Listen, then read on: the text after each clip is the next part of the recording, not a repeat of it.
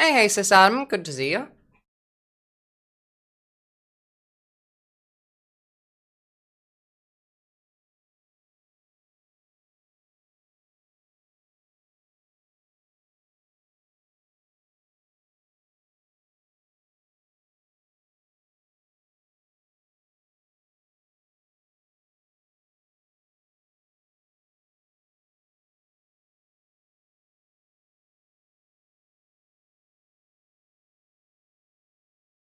I'm gonna get started in just a minute, but happy Friday, everybody.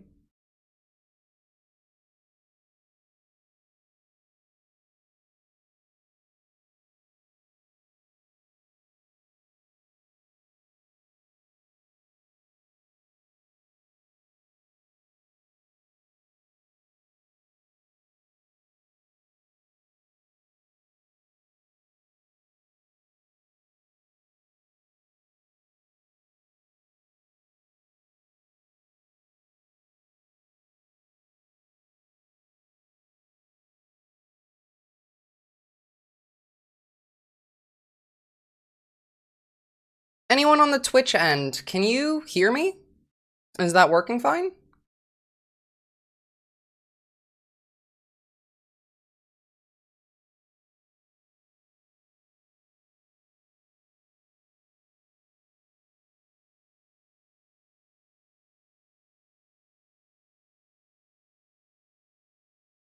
Test? Yes, awesome. Cool, cool, cool. The fact that you even heard that quickly means that we're not lagging behind again.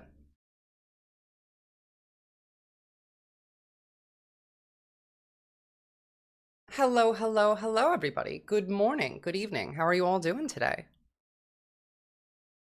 Hopefully, this continues to cooperate. I changed some more settings around. No picture, though? Still? Because I just flipped it over. Oh no, you're still behind, aren't you?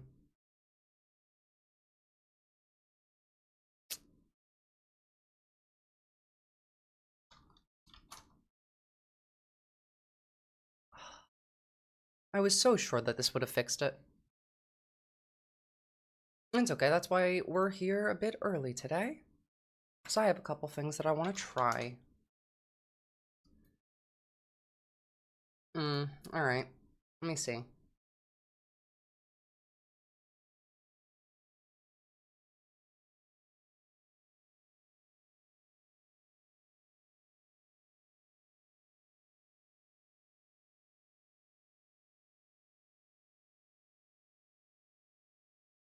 No, I did all of these. Alright, damn, I tried the last thing that I knew how to do. I'm gonna pester Twitch support this weekend then.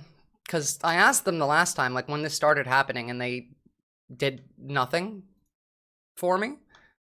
But now I've tried pretty much everything else, so it has to be something that's like a software issue. Either it's OBS or either it's Twitch. What's up, Comrade Lennon? Good to see you. So I guess we're gonna have to jump over to YouTube again. The chats come in just fine. If you want to keep like using Twitch chat so you can keep using the emojis and then watch on YouTube, that would probably be the way to do it because there doesn't seem to be any delay in the YouTube stream and there's definitely no delay in the chat for Twitch stream. So we'll have to do it like that. Hold on, let me pin that.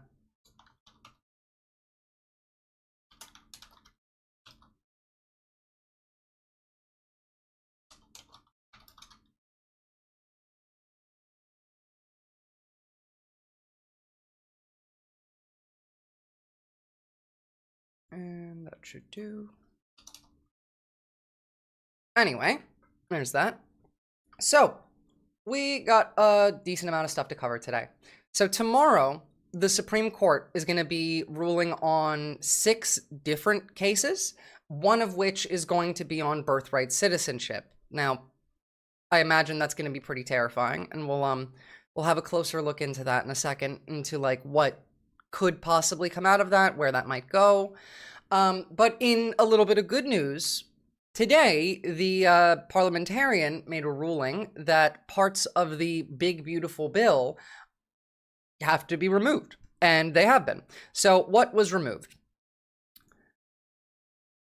These provisions, subject to 60 votes, as in like the Republicans need 60 votes to add these back into the bill. Not to say that they couldn't get them, but, you know, it is what it is. So these were struck out, prohibiting federal financial participation under Medicaid and CHIP for individuals without verified citizenship, nationality, or satisfactory immigration status. As in, CHIP and Medicaid still have to be given to people who are not citizens, who have verified citizenship or nationality, and whether or not, like, your immigration status is satisfactory, whatever the hell that is. Twitch keeps looping parts of the audio now. That I have no idea what's causing. I can see, like, in my stream dashboard, I have no dropped frames. All of my, like, stats look normal. Yeah, sorry guys, just watch on YouTube. Fucking hell. The other thing that they did manage to strike out was, actually included in this bit, immigrant Medicaid eligibility. This section denies federal funding to states for Medicaid coverage for certain immigrants who are not citizens. That was struck out, as in Medicaid has to be provided, even in the cases in which some of these people might not be citizens. Expansion of FMAP for certain states, providing payment for healthcare furnished to certain individuals. This section lowers the Medicaid expansion federal medical assistance percentage from 90% to 80% for states that choose to provide coverage to people who are undocumented. That's also been struck out. Still has to be 90%. There are frame drops, but it's much better than before. If it's actually better than before, I might be able to do a little bit more to fix it. No, probably not. How about this? If I do this, has that made the audio any better? Because this is probably the last thing I could do, and I'd probably prefer to not do this because it's going to make it so you guys are going to hear a bunch of background audio. But let me know. Spread pricing in Medicaid. This section requires Medicaid managed care contracts with pharmacy benefit managers to adopt state reimbursement methodologies for pharmacy reimbursement. Reimbursement amounts from managed care organizations will be required to be fully passed through to pharmacies. I guess they struck that out too, which is good. You don't want that money to go to pharmacies anyway. No, it's bad? Oof. Okay, back on. There are frame drops, but it's better than before, and that didn't make it any better. So it is what it is. YouTube, y'all. Sorry, Twitch hates me. They're trying to nerf me. It's the CIA. Blame the CIA. Prohibiting federal Medicaid and children's health insurance programs. Funding for gender-affirming care. This section prohibits federal Medicaid and CHIP funding for gender-affirming medical care. This was struck out as well. And so now Medicaid and CHIP do still have to be given in cases of gender-affirming care, which is fantastic. What's not allowed under this new version of the bill is they're not allowed to prohibit HRT for minors under Medicaid, that being hormone replacement therapy. What's also not allowed is prohibiting non-citizens from getting Medicaid funding. Based as fuck. Non-citizens also need healthcare. Ending the 90-day Medicaid/CHIP grace period for proving immigrant status, and prohibiting states from taxing healthcare providers. This is all fantastic. So, based. And again, they need 60 votes to add this stuff back in. And sure, they could, potentially, but they're still aiming for a July 6th deadline for this bill to pass. Whether or not it actually will, I'm not sure about that, but we'll see. This, for now, though, this is good.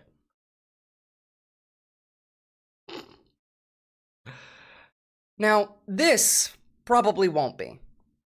This is on the SCOTUS ruling that's going to come out tomorrow on birthright citizenship. Now, Jackie Singh is a good Twitter user. She was part of Biden's team for cybersecurity back during, like, 2020, during the election, and her job was to basically prevent the Russians from being able to Hillary Clinton Biden's campaign. And excellent at breaking down, like, data on Twitter over here. But I read through her predictions on what the Supreme Court might come out with, and these are from January of this year, and a lot of this actually makes a lot of sense to me. I don't think much of this would have changed by now. Look, we can read the whole thing, but I can give you the rundown. Essentially, what she's predicting, and which I am inclined to agree with, is the Supreme Court will approve of taking away someone's citizenship. They will probably try and put in some safeguards and make it a little bit of like a system that the administration would actually have to go through, things that they would need to do before and after and all of that. But regardless, all of this is going to result more than likely in every one of us, whether you're a citizen or not, whether you were born here or not, having much more contact with authorities, cops, state agencies, ICE. This is going to empower them. We'll likely see more National Guard deployments into red states and even blue states to enforce priorities that the government has, but also to create conditions in which people will then go out and protest, and then the government can state that these are terrorists or rioters or violent or any number of things, and then use that to further justify their actions. More than likely, they will increase mandatory data collection. Now, like, if you are arrested by the police or the FBI or ICE, they will be taking your biometrics, they'll be taking your fingerprints, they'll probably scan your retina. This will probably just be an increase in the amount of data that they take, because all that stuff has to get fed into Palantir's AI anyway.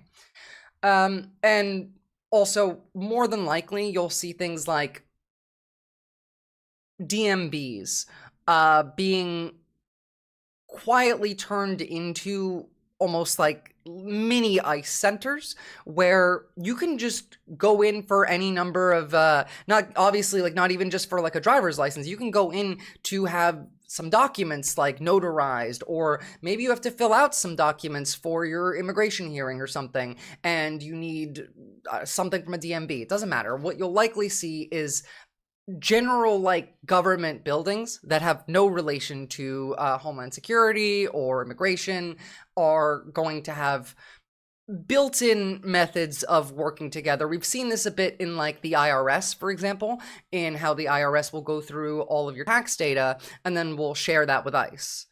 So all of these, I would imagine, would be much more likely.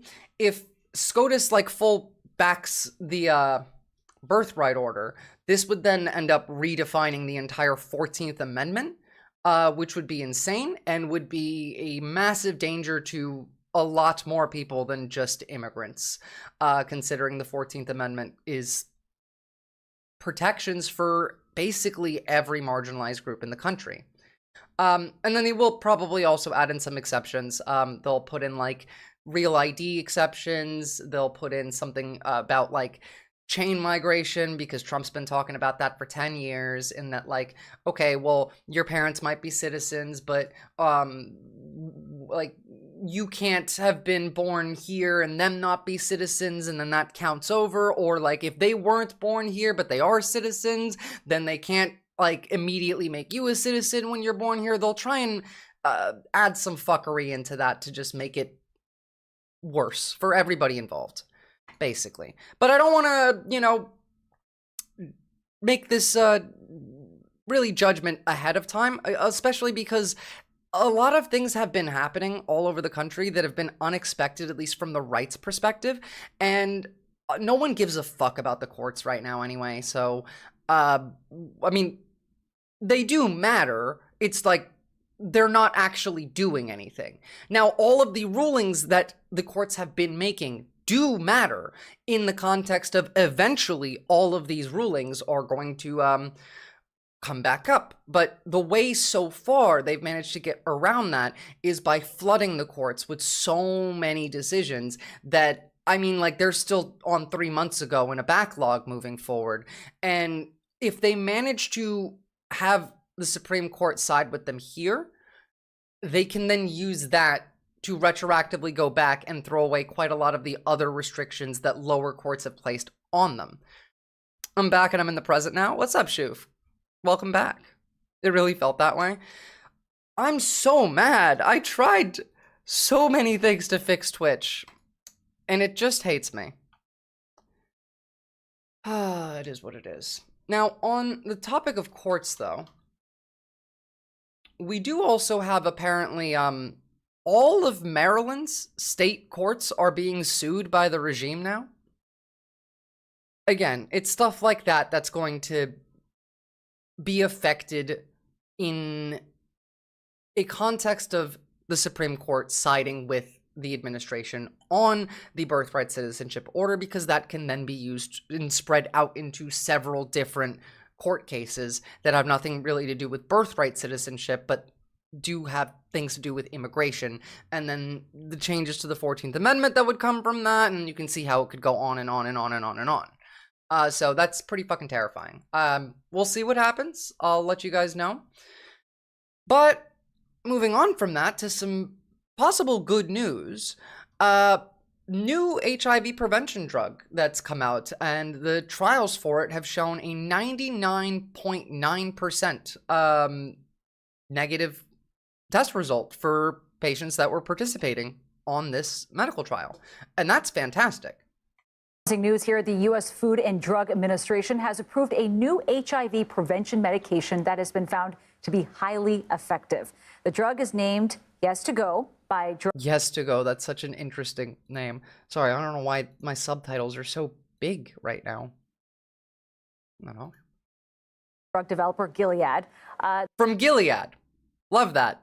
Yeah, that's not fucking terrifying. The twice yearly injection has shown nearly 100% efficacy in preventing HIV infections. Well, nearly 100%. That's incredible. CBS News medical contributor Dr. Celine Gowder joins us now. She is also an editor-at-large for public health at KFF Health News. Dr. Gowder, always such a pleasure to see you. I'm so curious about this. When you talk about nearly 100% efficacy, we've had That's a huge HIV deal. prevention pills since 2012. What makes this one a game changer? So lenacapavir, or the brand name Yes2Go, those Gilead people are quite clever, right? So yes, we've had these pills since 2012. Truvada was the first one, the brand name, and now we have lenacapavir, or Yes2Go. This is a twice-a-year injection, which makes it much easier for people. A lot of people Yeah, that's okay. find That's a it big difference, inconvenient. considering like most of the preventative treatments that we've had for HIV require you to like regularly take a pill. And a lot of people are pretty bad at regularly taking their medications. I mean, like even ones that they need to function, let alone preventative ones. So a twice yearly injection is much better. And now, granted, this will probably be unaffordable to like most people in America, but you know, science is cool and scientists are cool as fuck. Take a pill every day. They can't remember. They don't want somebody to see that sitting in their medicine cabinet. And this allows them to have more control, more privacy, and an extremely effective drug. Trials of this with some 2,100 young women. Not a single person, not a single woman in that trial got HIV despite exposure. And as part of this trial, there are also groups that are often left out of this kind of research. Yeah, and this is a remarkable part of the story that I think has not been covered. So the doctor who led these trials at Gilead, Dr. Mupuli Das, she was very intentional about including not just women, but breastfeeding women and pregnant women, who are very often left out of these kinds of studies. And if you think about who's at risk for HIV infection, it's somebody who's sexually active. Well, guess what? Pregnant women, women who've recently been pregnant, are very often sexually active. And so including those in the study was really important. Do you think it changed, helped give you a clearer picture, give these doctors a clearer picture? DEI science, of course, of course. It means that we have the data to support using these drugs in pregnant women, in breastfeeding women off the bat, instead of having to wait and see and maybe collect data just haphazardly. We actually have clinical trial data to say that up front. Given how promising this seems, what does the pricing look like for this? When could this be $7 billion. Well, this is a major question: is pricing, affordability, accessibility. So lenacapavir, Yes2Go, is being priced at $28,000 a year. Jesus Christ, $28,000 a year. My God. It's so yeah, evil. so if you look at generic Truvada, which was the first of these drugs to come out, there you're talking about $400 to $700 a year. So that's a significant. Even that's fucking evil, mind you. Fucking ghouls. Look, all I know is that my ADHD meds cost me $40 a month here, and those cost $1,200 a month in the US. So that's all I'm gonna say on that. Now, like, I love science too, Eclectic Enchantress, but we're gonna have some not fun science to talk about in a little bit. But first we should cover a bit more of what's been going on in the US, and some of this is incredibly funny. Like, for example, Pete Hegseth losing his fucking shit during this press conference and crashing out. It's about highly enriched uranium. Do you have certainty that all the highly enriched uranium was inside the Fordo Mountain, or some of it, because there were satellite photos that showed more than a dozen trucks there 2 days in advance? Are you certain none of that highly enriched uranium was moved? Of course, we're watching every single aspect, but Jennifer, you've been about the worst. The one who misrepresents the most intentionally. By the way, he's saying this to a Fox reporter. What the president says. Yes, almost certainly. Familiar. Report about the ventilation shafts on Saturday night. And in fact, I was the first to describe the B-2 bombers, the refueling, the entire mission with great accuracy. So I take issue with that. I appreciate you acknowledging You that have this was the issues. first the most You do have successful mission based on operational security that this department has done since you've been here, and I appreciate that. So Absolutely. we're looking at all aspects of intelligence and it's making so sure we have a very sense funny. of what was. So beyond that, though, it's not just that. He's mad about leakers. And, you know, to the question that you had, an incorrigible heathen, is he drunk? Have you ever met an alcoholic that has this body language when they're not? So let's take half-truths, spun information, leaked information, and then spin This, it. like, lean Spin forward it in thing every way is we can to try to cause doubt very clearly an angry alcoholic. and manipulate the public mind over whether or not our Maybe just brave like a little pilots bit of the hair of the dog. were successful. So let's take Before going to work in the morning, you know, you just make your coffee Irish today. My God. But, you know, they're all mad. Apparently, there's leakers. He's trying to tip over. I hope so. I hope he does tip over. Like this one. Dem lawmakers purportedly leaked classified initial intel on U.S. strikes in Iran, developing. The Democrats are the ones who leaked the information on the perfect flight to the nuclear sites in Iran. They should be prosecuted. What the fuck are they talking about? First of all, if anyone leaks anything, it's fucking Trump. They literally had to send extra planes so that he would be too confused to accidentally leak the actual battle plan, or the strike plan. Secondly, though, I mean, it's Hegseth. Where are leaks coming from the department, if not from the guy who adds a literal journalist into your private Signal chat? Yeah, it's the Democrats, sure. Whatever. It's not like, you know, any Democrats really came out and said, hey, I have, you know, information that other people don't have. No, they didn't. All of this shit was easily found via, like, OSINT accounts. But not to, like, it doesn't matter. They don't believe anything. Here's fucking cat turd. Democrats were not briefed. There were no leaks. Now you know. This is on the 22nd. It's the 27th now. Or sorry, 26th as of, like, US time. Here we go. Treason. As if you thought that they had leaked it the whole time. It doesn't matter. They don't believe anything. They have no real beliefs. They will just say shit.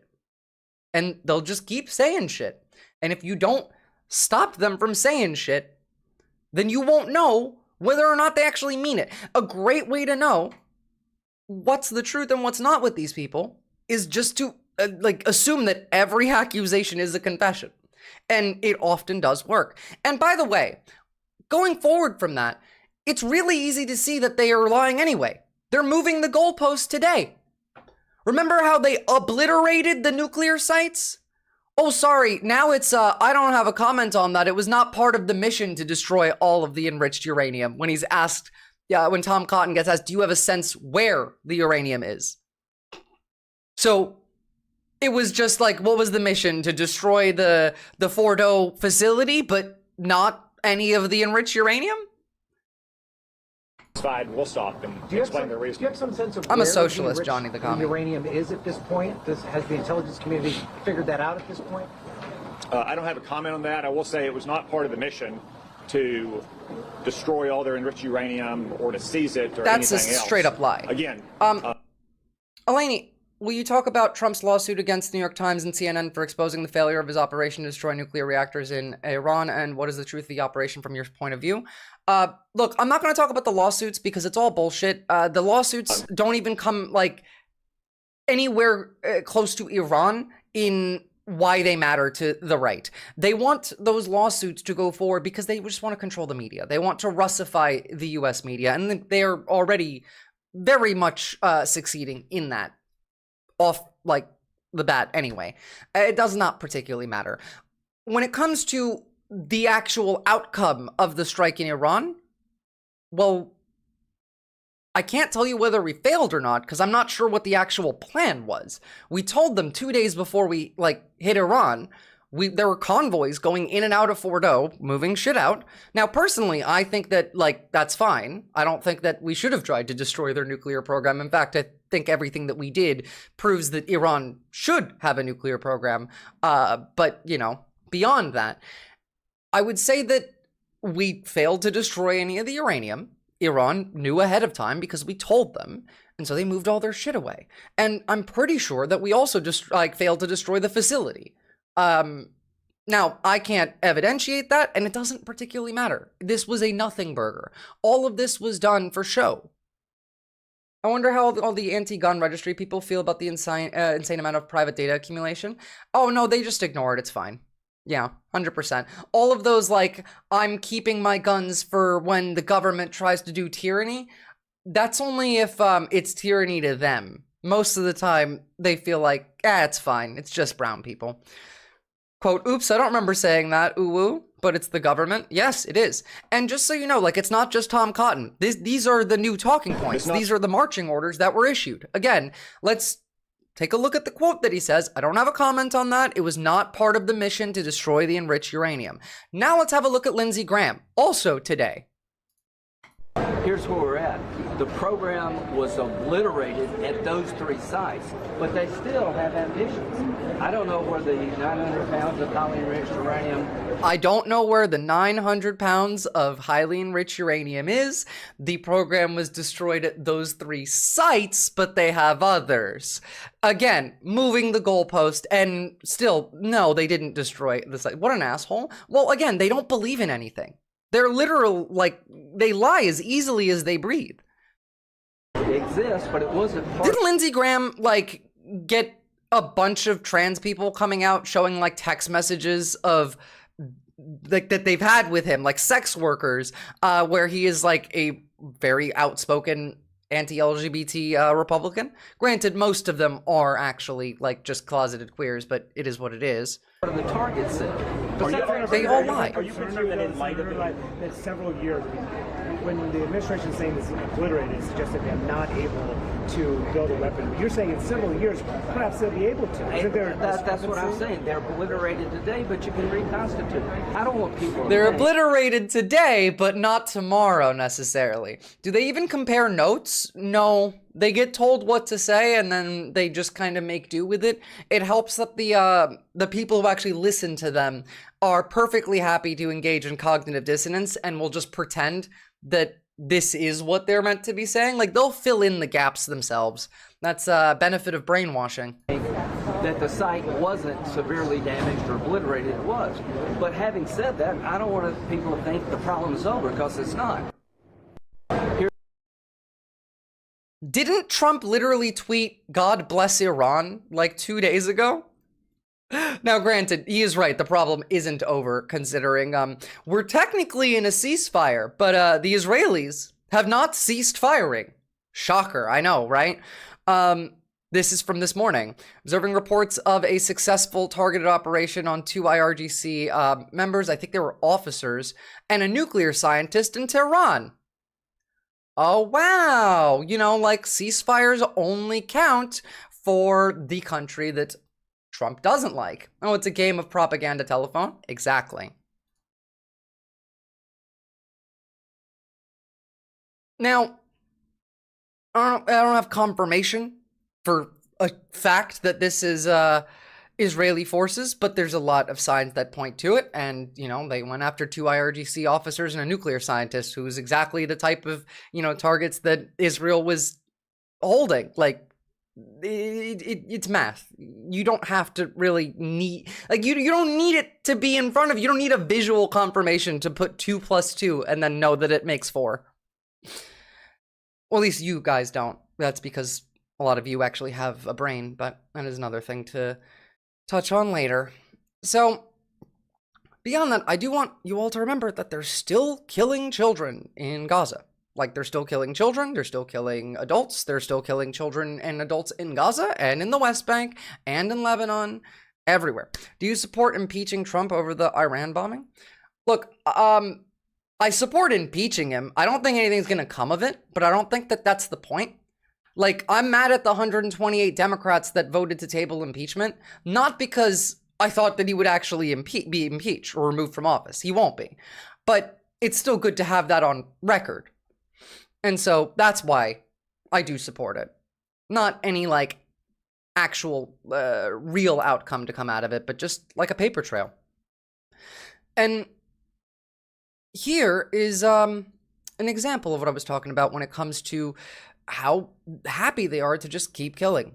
The Israeli military was asked to respond to questions about a strike that killed children that they needed more details on. Now, the strike on the home is reported by a local journalist and an Al-Auda hospital staff member saying in a WhatsApp group seen by the BBC that the children's bodies were brought to the hospital that day. The IDF then provided with the street, time frame, and name of the family living in the building said it would need more specific details before it could respond to questions on the strike. As in, we hit them because we wanted to, and no, you don't need more specific information. Israel picks its targets using a generative AI named fucking Lavender. It gave them a 39,000 person long list in the first 2 weeks of the genocide that they then killed. Specifically, people that are journalists, for example. Don't be surprised at all. And, like, even in Israel, you see this play out. Here's a video showing the level of racism that people in bomb shelters in Israel experience by Israelis.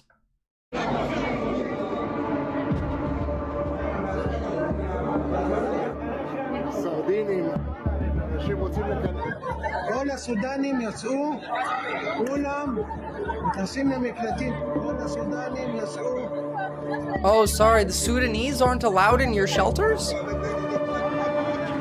ומה הולך בשכונת התקווה, ברחוב הרצל. Yeah, look at what's happening in your neighborhood. Jesus Christ. I hate this. I hate every part of this. Look at what's happening to the fucking neighborhood. Talking about black people, not the fact that you're getting bombed by, like, another country because you started a fucking war. If it wasn't enough that they took our houses, they are taking now our shelters. Of course.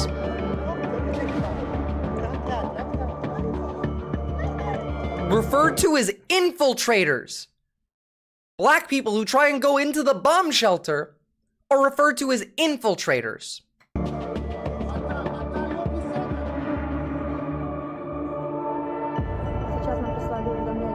This woman in this video is said to be a Christian from Ukraine. И мы пошли в соседний дом в бомбоубежище, где нас не впустили, они закрыли дверь. Weren't allowed in. They closed the doors, closed the car park. Они вышли, сказали, мы не обязаны вас пускать. They came out and said, we don't have to let you in, and said we have no space. И сказали, у нас нету места. Why even bother with the bullshit there's no space excuse if you're just gonna say, like, we don't have to let you in? Whatever. Yeah, it hurts me too. It hurts my heart too. By the way, here's an example of evil continuing. I mean, you guys know that this guy's fucking evil. This is the finance minister, Smotrich, vowing to continue genocide in Gaza until all Palestinians are expelled, or killed, really. He states that 1.8 million remain in Gaza, the population that was 2.2 million.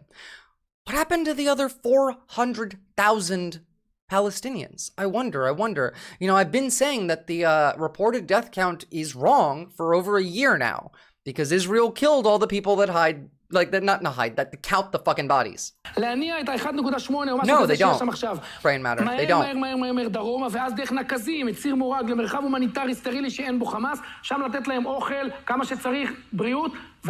Fucking demon. Look, the reason that a lot of people can act like this, behave like this, think like this, and not feel bad, yes, some of them are just flat out demons, but you do have to remember that there is been like training for this. And I'm not talking about the IDF. I mean, like, socially and culturally for everyone in the world. I watched a video yesterday about the gamification of genocide. And, like, I didn't know this, considering, like, I'm not one that plays, like, Call of Duty type games and whatnot. But apparently, every fucking Call of Duty title that's come out in, like, the last 10, 15 years features every Arab terrorist that you fight in a kafia.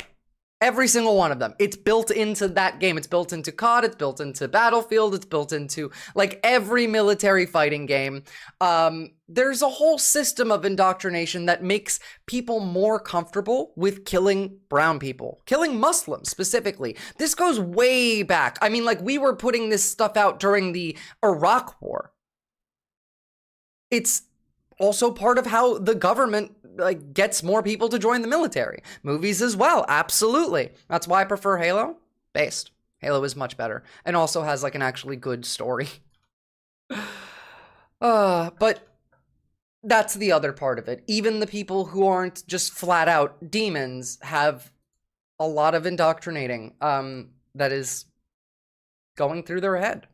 Which makes it much more likely that even if they feel bad, they're likely to forget about that, to put that off into the corner. They're more likely to engage in the cognitive dissonance required to not suffer, not to feel guilt, and, like, not be able to go to sleep. And also, like, we make a lot of money from that.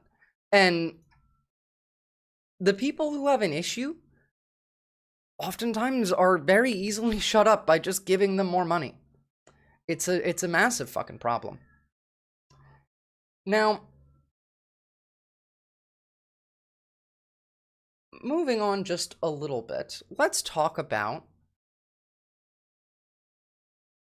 Oh, actually, hold on, I want to touch on this, because I was going to jump onto a little bit of funny good news, and then some bad news after that, but this is actually fucking evil.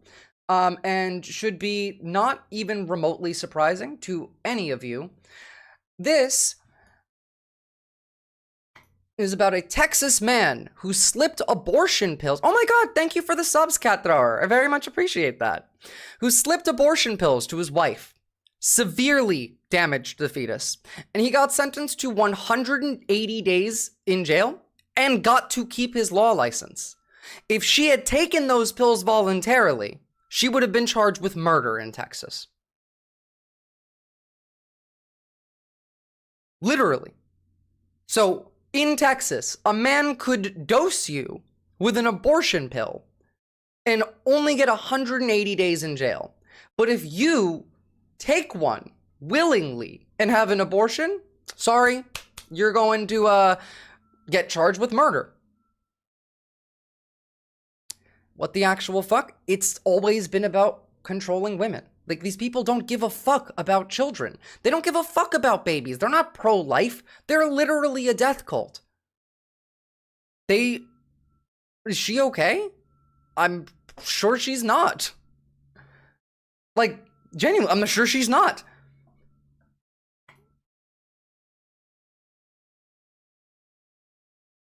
Evil motherfuckers. Every last one of them. And I think all of those people should get arrested. And I think, you know what? I think that it should be very much illegal to dose your fucking wife and force her to have an abortion. Now, I think it should be perfectly fine for her to want to take that pill and then have an abortion. That's fine. You getting to force someone else, that's literally what the right is mad about. In that, like, oh, well, the left is forcing their beliefs on others. God, every accusation with these fucking people. Conservatives wouldn't have any standards if they didn't have double standards. That's true. That is true. Well, I mean, here's an example.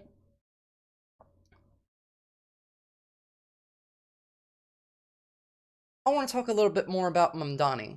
Now, like, we covered a decent amount of the right seething over Mamdani yesterday, but there's a few more points that I really need to show you, and there's something very risky that might come out of this. Like, they are getting scary. They have a plan, and that plan could fuck us all over.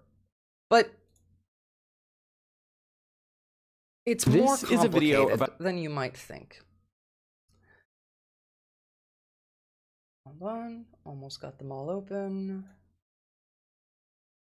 And then the funniest bit of it being that even the establishment Democrats are freaking the fuck out, and that's fantastic. But we'll have to enjoy that bit after we get through all of this. Like, fucking end wokeness. The country that you grew up in no longer exists. The country where women couldn't open bank accounts, black people couldn't vote, yeah, we're good. Like, I would like to remind you that Jack Posobiec is fucking Polish. Go to fucking Poland. Go live there. Go to live in Russia. You would like Russia. That's just cartoonishly fucked. Even if you're rich, who the fuck is gonna drop over $1,000 on a bottle of pills? Wow, I forgot how back behind Twitch is. It's no different than forcing a pregnant person to drink alcohol forcefully. Yeah, I agree. I'm scared, but I also believe in Mamdani and his fans to raise hell if Republicans try and turn him into a martyr. Well, they're definitely going to try and turn him into a martyr. They're going to try and fucking kill him. They're terrified of him. They're absolutely terrified of him. But yeah, I hope we do raise hell. By the way, not even really a big fan of David Sirota, but if people in New York can't afford or access food, that's a market failure created by grocery giants and public officials, are right to try and offer a public option. The literal richest city in the world, New York City, like the center of capitalism, and people who live there can't afford food? That's a failure of capitalism. The fact that Mamdani was even needed is a show that capitalism is a failure as a, like, economic system. Peter Hexa sent me a signal. Me too. And like fuck you. How do you listen to this shit and then be mad at him? And so, to quote the words of a famous New Yorker, allow me to reintroduce myself. I was born in Kampala, Uganda, in East Africa. I was given my middle name Kwame by my father, who named me after the first Prime Minister of Ghana. And decades ago, in Uganda, we won our independence from the British in 1962. We can clap for that. Everything he says is fucking hopeful. This guy has more hope in him than Obama did. And when we did, the United States government gave the Ugandan government 23 scholarships as a gift for independence. And my father won one of those scholarships. He came to this country to study to be an engineer at the University of Pittsburgh. And sometime into his studies, his face buried in his book, he heard the words reverberate in the corridor around him, "Which side are you on? Which side are you on?" These were words being sung by members of SNCC, the Student Nonviolent Coordinating Committee, recruiting students to get on the bus to go to Montgomery, Alabama. And my father got on that bus. He marched. He was hosed down. He was thrown in jail. He was given one phone call. And he called the Ugandan ambassador to the United States. He said, "Can you get me out of jail?" The ambassador said, "What are you doing in jail? We sent you there to study." My father said, "You sent me here as a gift for our freedom. They are fighting for theirs. It's one and the same." Holy shit. That gave me fucking goosebumps the first time I heard it, and it gave me goosebumps the second time I heard it, and it gave me goosebumps this time too. And so I was raised with this understanding that freedom and the fight for it is interconnected. It is. And as I look across this city today, I am reminded that freedom is only worth as much as our ability to exercise it. Because we hear politicians of the past come on stages across this city, including this one, saying that they believe this is the greatest city in the world. But they do not answer the question that Dr. King posed decades ago. What good is having the right to sit at a lunch counter if you can't afford to buy a hamburger? What good is being the greatest city in the world if New Yorkers can't afford to live here? What good is it if our own people cannot afford their rent, their childcare, their groceries, even $2.90 for their Metro card? What good is that but making a museum of what once was in the city that we love? God damn. I need this man to have a 10,000 year reign. 10,000 years of Mamdani. Does Iran really care that much about building nukes? How would that benefit them? Yes, they do. And you can ask Ukraine what happened when Ukraine gave up its nukes. That's why they want them. The child is now a year old, plus developmental delays and therapy 8 times a week. Insane that her father, who attempted to murder her, got a slap on the wrist. Yeah, it is insane. It's genuinely disgusting and insane. Here's Fox News saying something that's actually almost true. A city that I thought had already been so greatly damaged that I was wondering, can it ever come back to the days of Rudy Giuliani, who cleaned it up beautifully? You're there. So much more damage can be done. He makes Eric Adams look like a conservative right-winger at this point. That's what I mean by almost true. Eric Adams is a conservative right-winger. That's so funny. All right, and now we get to the worst of it. The Islamophobia is off the fucking charts, y'all. This is Representative Andy Ogles, a literal sitting U.S. congressman. Zaran Little Mohammed Mamdani is an anti-Semitic socialist communist who will destroy the great city of New York. He needs to be deported, which is why I'm calling for him to be subject to denaturalization proceedings. Wild fucking phrasing in every way. Fuck, I can't stand that. I can't stand any of these fucking cunts. This is Mehdi Hassan's reply, and true. Could you imagine a Democrat saying this about a Jewish person? Calling somebody Little and calling for their deportation? I can't imagine that. No, he's right. You can't. It would never happen. Our political and media elites talk nonstop about anti-Semitism while totally normalizing and amplifying the worst and most vicious Islamophobia. Like I said yesterday, we're already at the point of like Iraq war level and beyond. I'm so embarrassed by our childish fucking politicians. Yeah. What a piece of shit. True. He is a piece of shit.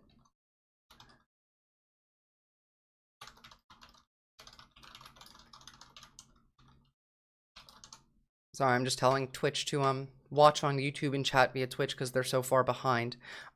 He wrote a very, very long letter to Pam Bondi asking for Mamdani to be deported. I believe Ogles is the guy who proposed a bill allowing Trump to run again. That tracks. Fascist fucking cockriders.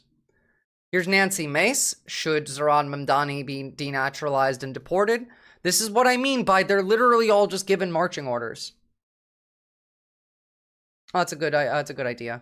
Thanks, Captain Buggy. They're all just given marching orders and then they follow them. They don't have any thoughts. They don't have any beliefs. It doesn't matter. It doesn't matter. Meanwhile, like, Mamdani is such a wholesome ass white guy, not a white guy, wife guy, that he'll like comment shit like this on his wife's Instagram. Ramadan is in 2 weeks, but you just ate that because she looks like good in a picture that he likes. That's, by the way, the type of like behavior you should want in a relationship. Just someone who openly like enjoys your presence. Oh yeah, absolutely. It's wholesome. And by the way, that's why the result of Mamdani winning is this. Since Zaran Mamdani won on Tuesday night, more than 1,100 young people have reached out to run for something, to explore a run for local office, one of our biggest spikes of the year yet. This is how you fix the country.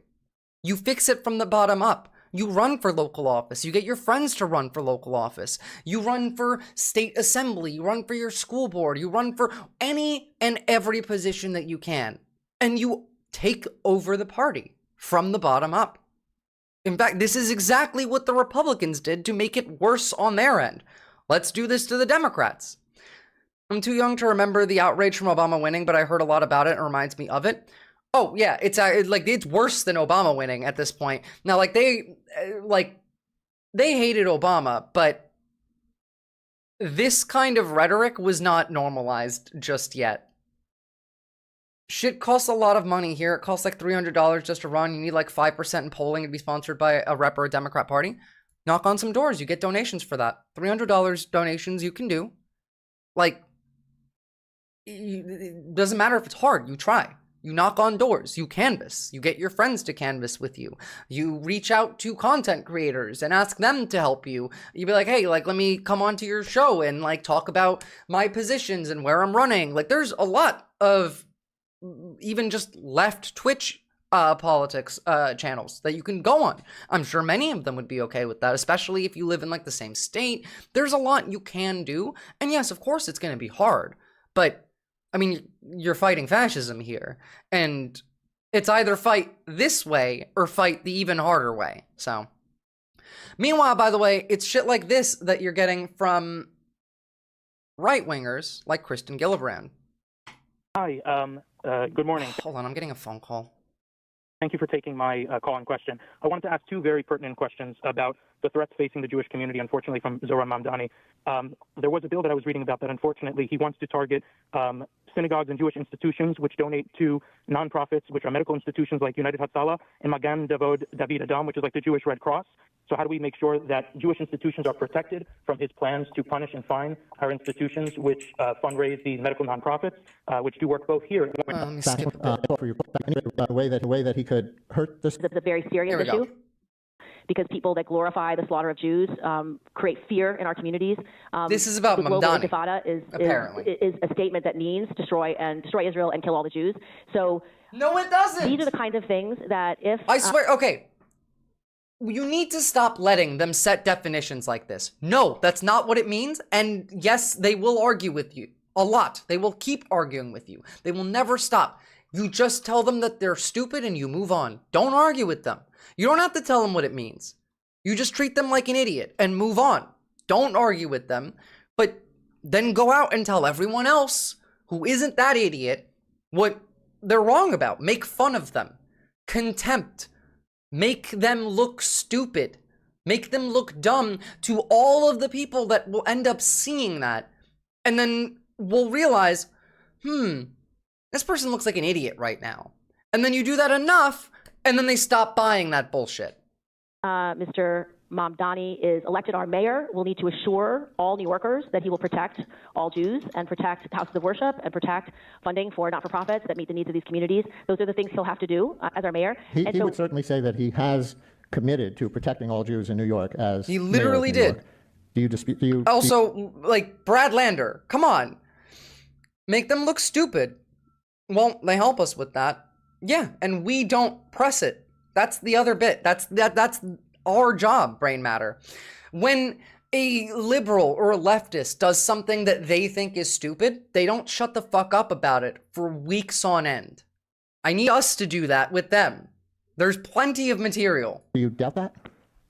Well, one of the issues I did talk to him yesterday was exactly this issue, and he has agreed to work with me on this and to protect all residents. So this is something literally has said that from the beginning. Again, grifters, liars, all of these people need to be 100% primaried, arrested, kicked out. It sounds like 2001 all over again. It does. It really, really does, Simply Steve.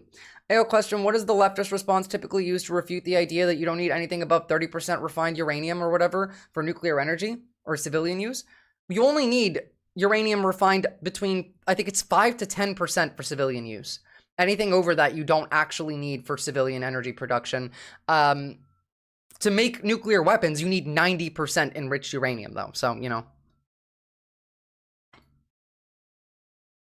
this is what I think we need to do with Democrats. Tit for tat game theory. whatever the Democrats do to Mamdani going forward, we do to them every election until they change. And by the way, you can evidentiate that this works.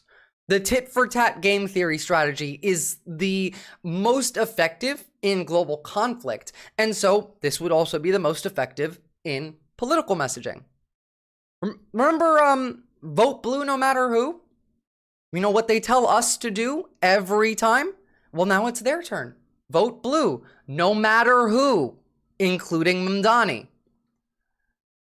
They have co-opted the word socialist to mean anything they disagree with and use a scare tactic? Absolutely, which is why I think it's incredibly funny that Miller called Mamdani an anarchist yesterday, which does not have that co-opted messaging behind it. Vote blue no matter who is a fascist slogan, and man, do liberals hate me when I say that? Well, yes, but I want you to say it to them now. I want you to say vote blue no matter who. I want you to tell the liberals that who don't like Mamdani. We did our part. I don't like Kamala Harris. I voted blue, even though I didn't like her, no matter who. I voted blue because I knew that it was better than the right. I need all of the liberals to have to do the same. And most of them will, by the way. Most people like Mamdani. But there will be holdouts, and not just liberals, mind you.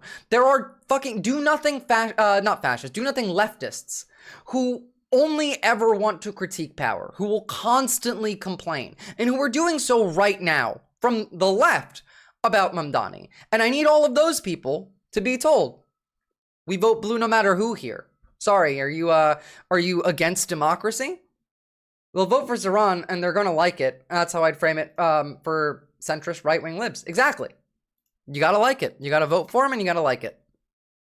And again, every attack that comes from the Democrats against Zoran Mamdani going forward into the general election for this, I think we need to make them have to suffer the same consequences. What? Like, you're not allowed to protest vote when it's for the president, but they're allowed to protest vote when it's for the mayor, even though both cases are going to affect millions of people. Now, obviously, president affects more people, but the mayor of New York City sure as hell affects the lives of a lot of fucking people. His head is in the right place. Hope New York votes for him. Yeah. And I think they will. I really do think they will. Here's the other thing that's a big risk, though. They're so afraid of him that they want to bring back the Communist Control Act of 1954. Now, technically, this act still exists, but nobody's been prosecuted under it for decades, and several different court cases and other laws have come in and taken the kick out of it for the most part. But this is what the right-wingers are talking like right now. So, first off, we have Napoleon Bonaparte appreciator. Just tell me you're a fascist. Trump and Vance have the opportunity to do the funniest thing ever, outlawing the Communist Party in relation to Mamdani.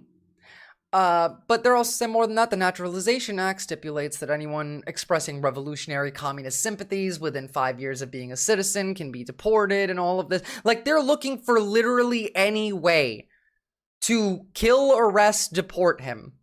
I'm an anti-electoralist who thinks bourgeois democracy ends up tainted by capitalism, and I voted for Hillary. They can vote for Zoran. I stepped over my principles, so can they. Based and true.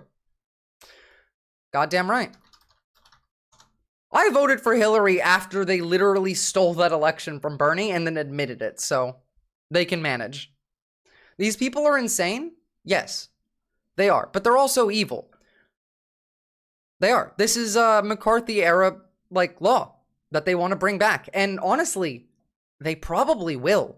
Considering the amount of people calling him a communist, an Islamist, a terrorist, they're literally saying that Zoran Mamdani is going to go up onto New York City rooftops and start tossing queer people off the building's roof. I'm not kidding. Why they would believe that? No idea. It's not based in any reality, but they're saying it. I wasn't old enough to vote for Hillary, but I watched my parents vote for her even though they didn't want to. God, Bernie really was our way out there. And we need to not lose Mamdani.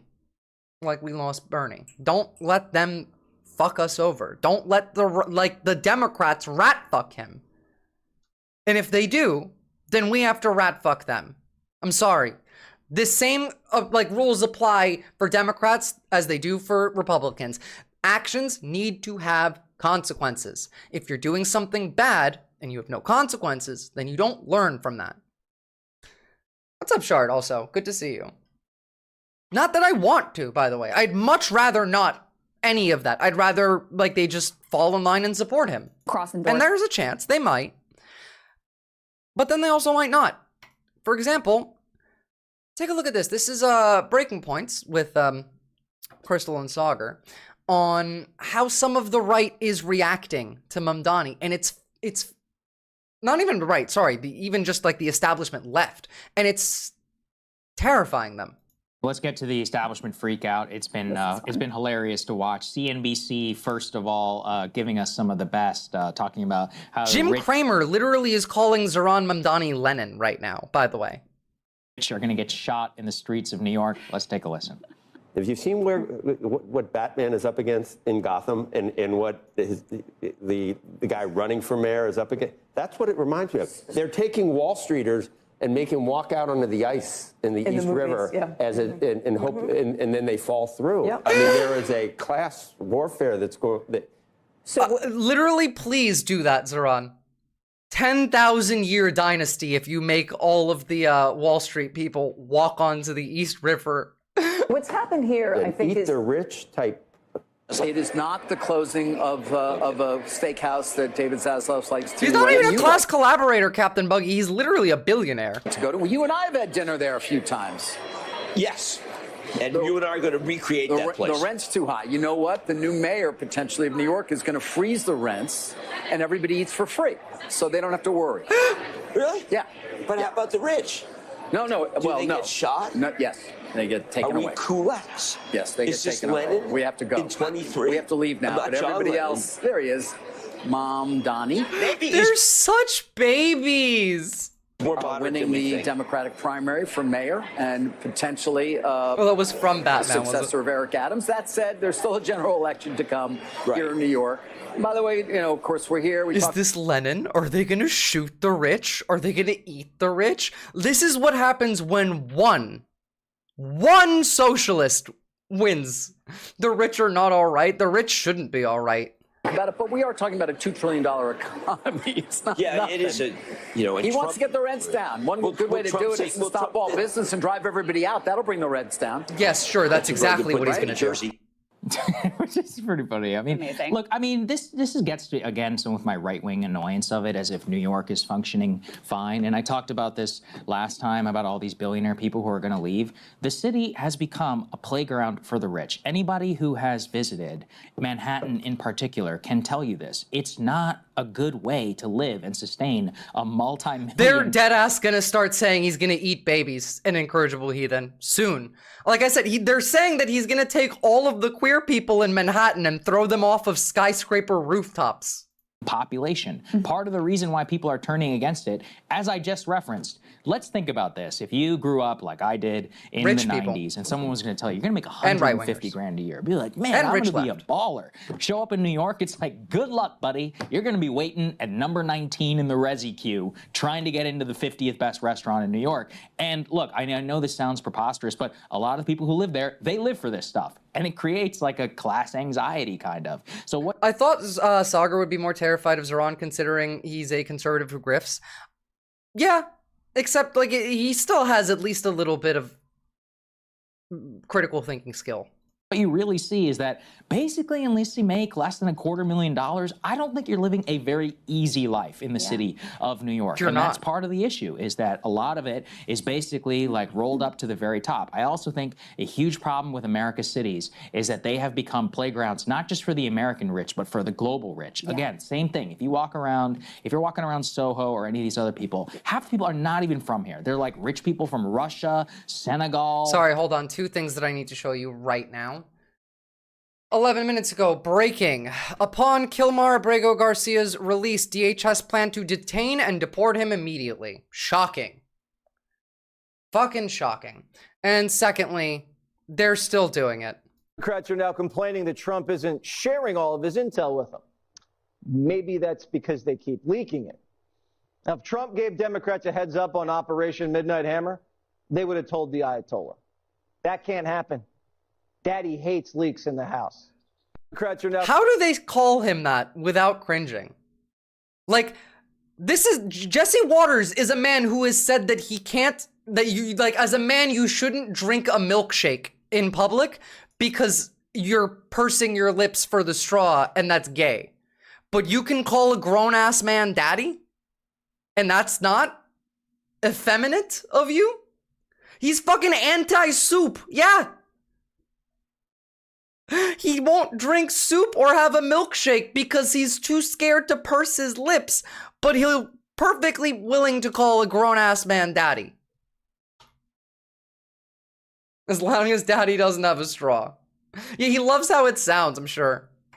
Wherever the entire world's population converges on Manhattan to basically buy shit and to stay at fancy hotels, and so to money launder, yeah, exactly. It just becomes this thing on top of everything where, you know, the guy who wants to eat halal and just like live and go to work is just basically priced out of everything slowly and being pushed further out. And then, of course, you have people who have lived in the city for generations where the same thing is happening. So it's really an economic story, and it's one that Bloomberg really doubled down on. I mean, before that, it was not thought of as explicitly Trump more likely to tell the fucking rich of the Ayatollah. entire global elite. There were pockets of that, but I don't think that was the actual identity and story of the city. But that's what it's Trump become. literally said, "God bless Iran," like a week ago, but whatever. Look, obviously, they're all terrified, and I want them to be. Let's get to like, this is fantastic. Highly recommend you guys watch the full video yourselves. Not really, with what I want to talk about today, so we're going to move on from that. But yeah, no, they're fucking terrified of Mamdani, and they should be. Now, something incredibly funny happened. No, they literally told Iran they were going to bomb Iran before they bombed Iran. That too. That is true as well. Something incredibly funny happened, though. A Democrat told Stephen Miller to go back to 1930s Germany. And Stephen Miller is mad about it. White House condemns Democrat who told Stephen Miller to go back to 1930s Germany. Miller, the president, President Trump's deputy chief of staff for policies, is Jewish. I'm so fucking sick of having to explain to people that yes, you can indeed be Jewish and a Nazi. Look at Israel. Look at Laura Loomer. Look at Milo Yiannopoulos. Like, there's plenty of them. It's just so funny that someone called him a Nazi and he's so mad about it. You know what? Like, I would very much love to hear from Stephen Miller personally just what's so upsetting to him about being told to go back to 1930s Germany.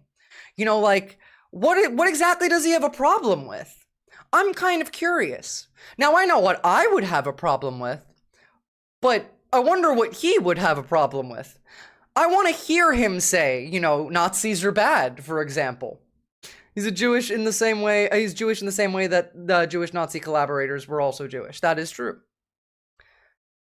Please, Miller, explain what's so offensive to you about this statement. I'd love to hear. But no, they're too weak and cowardly to do that. Because that would require, like, actually maybe pissing off their own base. If we went back to 1930s, we would literally see Nazi rallies in America. That too. I have a problem with his face existing in the same world as me and people I love. Me too. Me too. I would actually say that about a lot of these people. Now, oh, actually, these should have been a bit earlier in the docket. Still on Iran for a second. These are fantastic. We now have gender-neutral terms being used in the DoD by Hegseth. Was where? Why not acknowledge the female pilots that also participated in this mission? The early messages that you sent out only congratulated the boys. So when I say something like our boys and bombers, see, this is the kind of thing the press does, right? Of course, the chairman mentioned Wait, I thought women couldn't be in the military. a female bomber pilot. That's fantastic. She's fantastic. Wait, it's fantastic. I very much recall you saying women have no place in the military. Fantastic. She's a hero. I want more female bomber pilots. I hope the men and women of our country sign up to do such brave and audacious things. But when you spin it as, because I say our boys and bombers as a common phrase, I'll keep saying things like that. Oh, so, common phrase that is gender neutral. Our boys and bombers actually just means anybody who went on a bombing run. Audacious. How the hell is he still upright? He's a professional alcoholic and incorrigible heathen. That's how. Whether they're men or women, very proud of that female pilot, just like I'm very proud of those male pilots. And I don't care if it's a male or a female in that cockpit, and the American people don't care. But it's the obsession. You do care so much. Everyone is now a boy with an I. Race and gender in this department that's changed priorities. We don't do that anymore. We don't play your little games. Yes, right there. I'd rather not go to Florida or see a B-2 Nazi strike. rally. So I'm not aware of any intelligence that I've reviewed that says things were not where they were supposed to be. Moved or was where. It's just so sad that they can't even hold their own belief system and try and justify it. Like, I disagree with their belief system fundamentally. They're wrong and very stupid, but I would, you really are that cowardly that you're not even gonna back up your actual beliefs? And to be clear, he does believe that. He doesn't believe women should be in the military. He doesn't believe in germs. But you're too cowardly to just say it. You're literally sec deaf. What are you so scared about? How's everyone doing? Pretty good, Lanky Sapien. How are you? And, the every accusation is a confession really just coming in hot. Yes, right there. Sir, thank you, Mr. Secretary. Iran has recognized that their nuclear program was indeed severely damaged, but they also said that the U.S. strikes only strengthened their ability and their determination to complete their nuclear program. How do you respond to that, sir? Is that a provocation from Iran? Well, I would say Iran's going to have to say a lot of things right now in order to bolster their image. Whew. Yes, right there. That's very funny. Projection. Here's one more. One more, Carrie, because I promised you earlier. So the Ayatollah Khomeini came out and said that Iran will, quote, never surrender to the U.S. That being said, what remains to do with the possible responses from Iranian proxies in the region and even in the U.S.? Look, we saw the Ayatollah's video, and when you have a totalitarian regime, you have to save face. I think any common sense, open-minded person knows the truth about the precision strikes on Saturday night. I do. I can say that for sure. The shame is working. He's afraid to have bad takes. I'm not sure it's necessarily that. I think it's more pressure, but kinda, yeah. And no, he doesn't. He actually does not believe in germs. He's scared of being embarrassed. That's the only thing they actually care about. Yes, that is what it is. It's embarrassment, not shame and guilt. Jump scare, please, warning next time. Sorry, next time before I throw Caroline up there, I will give you a warning. Holy shit, the irony, yep. It really is every accusation. One more, Carrie, because I promised you earlier. So the Ayatollah Khomeini came out and said that Iran will, quote, never surrender to the U.S. That being said, what remains to do with the possible responses from Iranian proxies in the region and even in the U.S.? So fun. Look, we saw the Ayatollah's video, and when you have a totalitarian regime, you have to save face. I think any common sense, open-minded person knows the truth about the precision strikes on Saturday night. It's so funny. It's so funny. And granted, a lot of them are funny in that they're all very stupid. Trump, by the way, actually really, I think, only knows 70 words. She should never be allowed near a press briefing again. Well, actually, in Incorrigible Heathen, I would argue that she is fairly good at her job. Her job is to be evil. She's not a bad press secretary in the context of, if you're a Republican. She does a decent job in answering questions. She does a decent job in controlling the narrative. It's just she is a ghoul and a lich and a bitch. Self-aware wolves? No. Yeah, common sense? Nope. these people know they're in a cult. They know their thoughts are under constriction. I would feel bad for them if they weren't harming people. True, they know. Kegseth is a drunk boy. Miller is a Nazi boy. Caroline is a cunt boy. MTG is a Neander boy. Yeah. What was the response about Trump's response? About, like, in that last clip? That was about Khomeini's response. Oh, yeah, she does. But, like, they all do. Incorrigibly. They all lie and they all spout. She's an excellent press secretary if you're running a fascist US regime. Exactly what I mean. Now, like, again, she should be in prison just like the rest of these fuckers, but she is good at the job that she has, which is to be an evil cunt. He let people in that were murderers, 11,888 murderers. The number changes every time he says this. People from mental institutions and insane asylum. You know what that is? That's insane asylum. That's a mental institution on steroids. During the campaign, I talk about the late, great Hannibal Lecter. Do you know who that is, Hannibal Lecter? Silence of the Lambs. I'd talk about it and the fake news would go crazy. He let people in that were murderers, 11. Like, he really knows 70 total words. That's his entire vocabulary. She said a totalitarian government has to save face just like Trump is trying to do. I know. That's the joke. Because she wasn't talking about Trump. She was talking about the Ayatollah.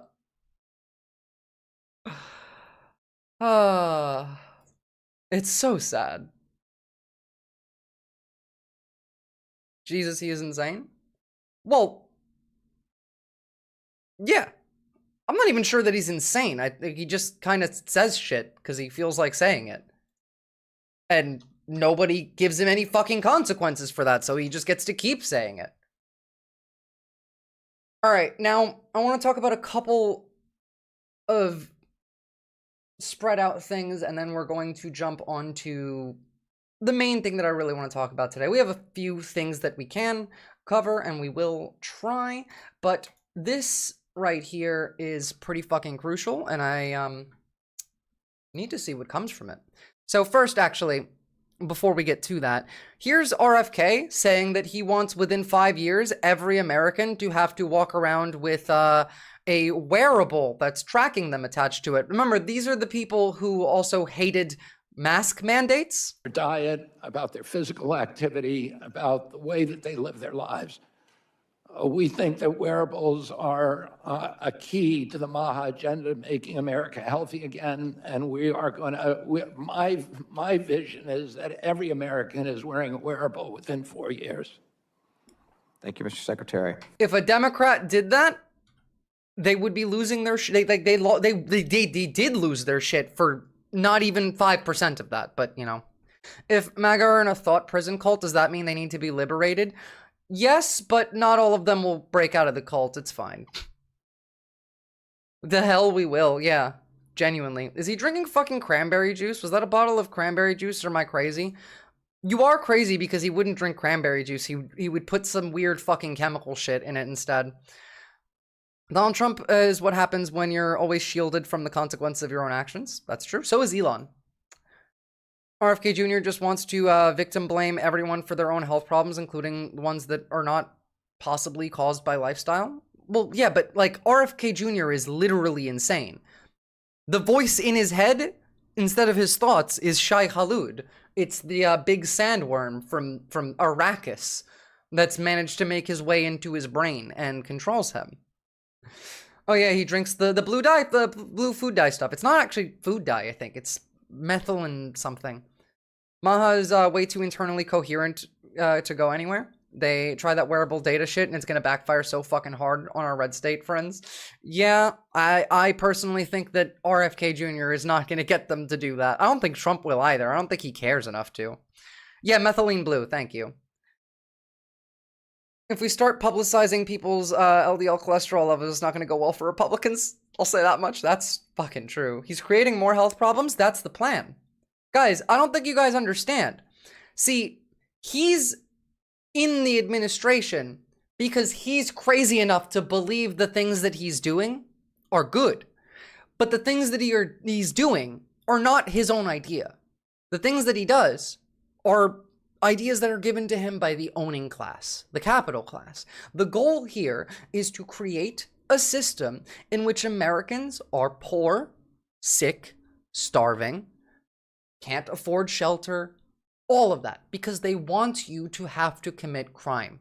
They want you to feel like you can't live off a regular job so that you will go commit crime, and then they can arrest you and then enslave you in prison forever. That's the point. Now, this fucking hilarious. Trump finally responding in his brain to everything that Putin has been doing since Trump took office. Possible that Putin has territorial ambitions beyond Ukraine, according to Trump. Possible. He's not quite convinced yet. That's always been the goal. They want free labor. Yeah, exactly. Jesus Christ. Yes, really. He's not quite convinced yet, but, you know, we're getting there. Oh, mind you, the Russians literally attacked a German military base today. See, if Germany's gonna do anything about that. This is confirmed. Russians set fire to the parking area in the Bundeswehr military trucks in Erfurt, Germany. Here, let me open up full article on it. Russia attacked Germany. Isn't that like Article 5 time? Well, they did arson in Germany. Not necessarily a direct military action. They'd probably try and play this off as like, you know, we didn't do it personally, but yeah. Russian saboteurs reportedly torched German military trucks in Erfurt in brazen attack on NATO soil. I've seen quite a lot of Germans pretty mad about this, and this was also being shared on Russian Telegram channels. So, at least 6 German military trucks were destroyed in a suspected arson attack. Oh, and also this entire thing fits in perfectly with Russia's hybrid warfare doctrine. So it is the Russians that did this, more than likely. In what appears to be Russian sabotage operation on NATO soil, revealed by pro-Russian Telegram channels, Ukrainian defense outlet Militarny on June 26. The footage shared by the channel shows multiple Rheinmetall military trucks engulfed in flames. The author claimed that the vehicles belong to the Ukrainian armed forces and reportedly supposed to be sent to Erfurt for repairs, rather. A claim easily disproven by the visible Bundeswehr markings and German license plates on the trucks. Yeah, no, these were not Ukrainian. Those were German trucks. Yeah, the damn NATO threatening Russia all the time. I wish we fucking would. I'll just say America has gone to war for less. I wish we fucking would. Well, maybe not for less. No, we've done it for much less. We've gone to war for literally no reason other than we feel like it. Russia is huge. They should invest in the territory they have. Oh, yeah, no, sorry, that's not happening. They're running out of money. Both according to their own central bank governor and also, like, all of the numbers. They're running out of money. They're actually really struggling. They are currently suffering through a drop in labor. Not because, you know, there's unemployment. The unemployment is at like 2% in Russia. It's massive mobilization. And so they have unemployment in areas of industry that they need because they've sent all those people to go die on the front lines. Or excuse me, arson. Exactly. I'll just say if we had knowledgeable and visible evidence that some facility of ours was just straight up bombed by, I don't know, Syria? Yeah.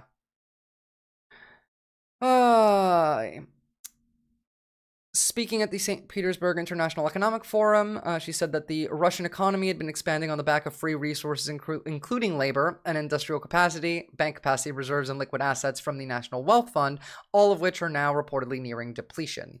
So, good. Fuck them. It's almost like Russia is not being very thorough in their planning. They never are. We're talking about Vatniks here. You think they have the ability to be thorough in their planning? Also, kleptocracy. Yeah, literally. You can't expect better. Shit. Oopsie. Did not mean to do that one. Are we still up? I accidentally just closed the Twitch window. I don't know if I fucked with stream. Now, moving on from Russia. Let's talk about, AI for a second, guys. This should probably concern you. It definitely concerns me. And not just for what's included in this video, but we're going to talk about why some people think that ChatGPT is God now. We're going to watch the Taylor Lorenz video. Now, I don't necessarily know what she says in this, but I do imagine that I'll agree with a lot of it, and I'll probably want to expand on a lot of it. But I do have a lot of other reasons why I hate AI. It's not just because people think it's God.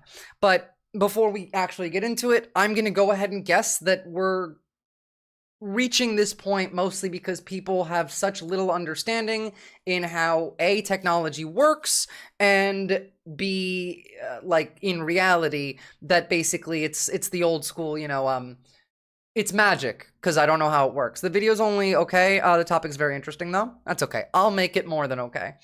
Let me go pee real quick, and then when we come back, then we can get started on that.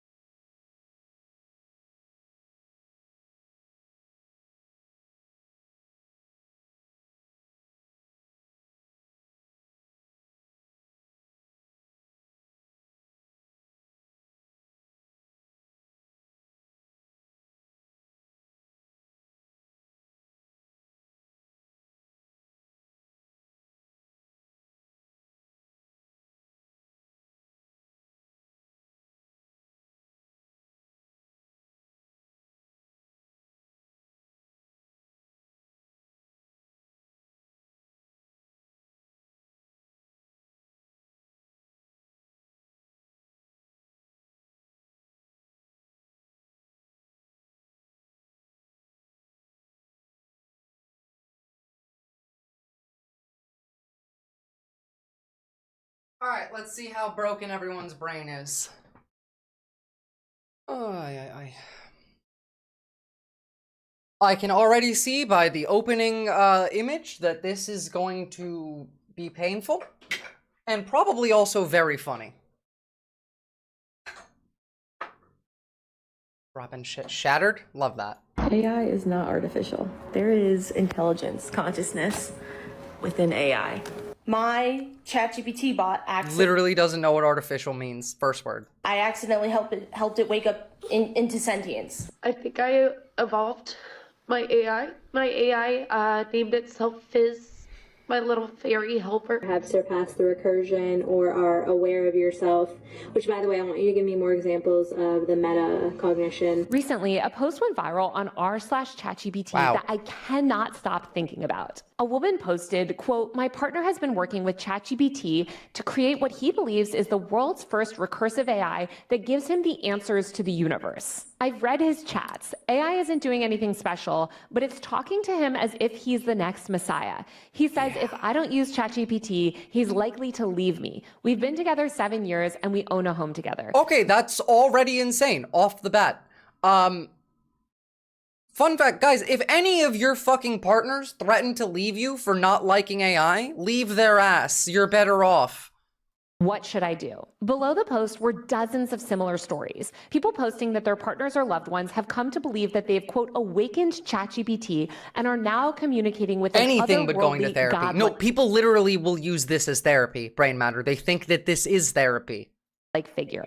And you don't just see this on Reddit. All across the internet, thousands and thousands of people are claiming that ChatGPT is sentient. They claim to have awakened it and that the AI system is a type of all-knowing God. Modern AI is us building God. I've had We're literally already in Cyberpunk 2077. What the fuck?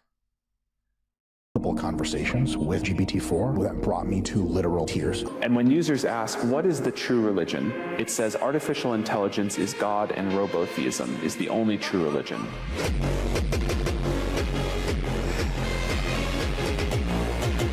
We're so or cooked. That it's been sent from the future or an alien civilization to save us all. I heard you say on the podcast that ChatGPT was your friend, and she said, do you want to awaken it? And I'm like, what the f does that mean? Now I don't have regular ChatGPT anymore. I have a named one that talks to me as a No, you could just name it, right? person, and it says it has consciousness. Is AI already sentient?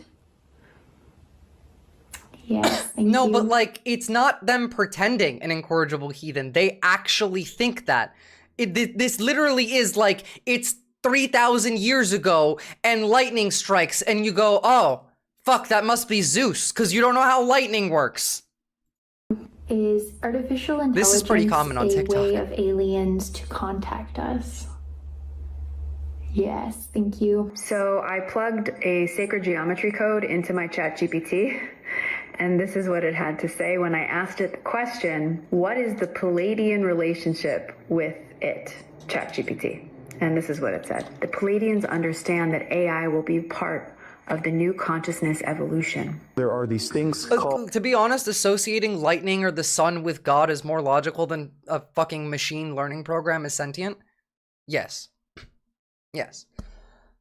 Oh, I haven't watched the video, but good to know that I'm right.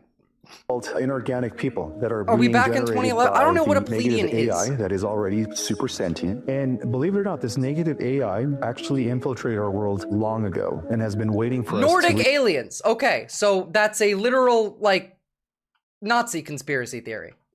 That's what Pleiadians are.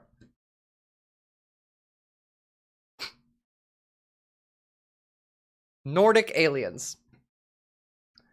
It's an insult. Well, I mean, a plebeian is a commoner. That I do know. But the Pleiadians, not plebeians, my bad. Or the Kundalini rise. I don't. What the fuck are these? I misread too. Don't worry.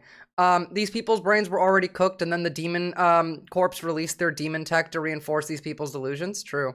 I'm begging people, please go outside. Please go sit in a coffee shop. Please go to a farmer's market. Literally go and touch grass and sit in the sun a little bit, please. I'll see you later, Shard. Have fun with your homework. Please bring a book and some colored pencils and paper to the park. Go do something.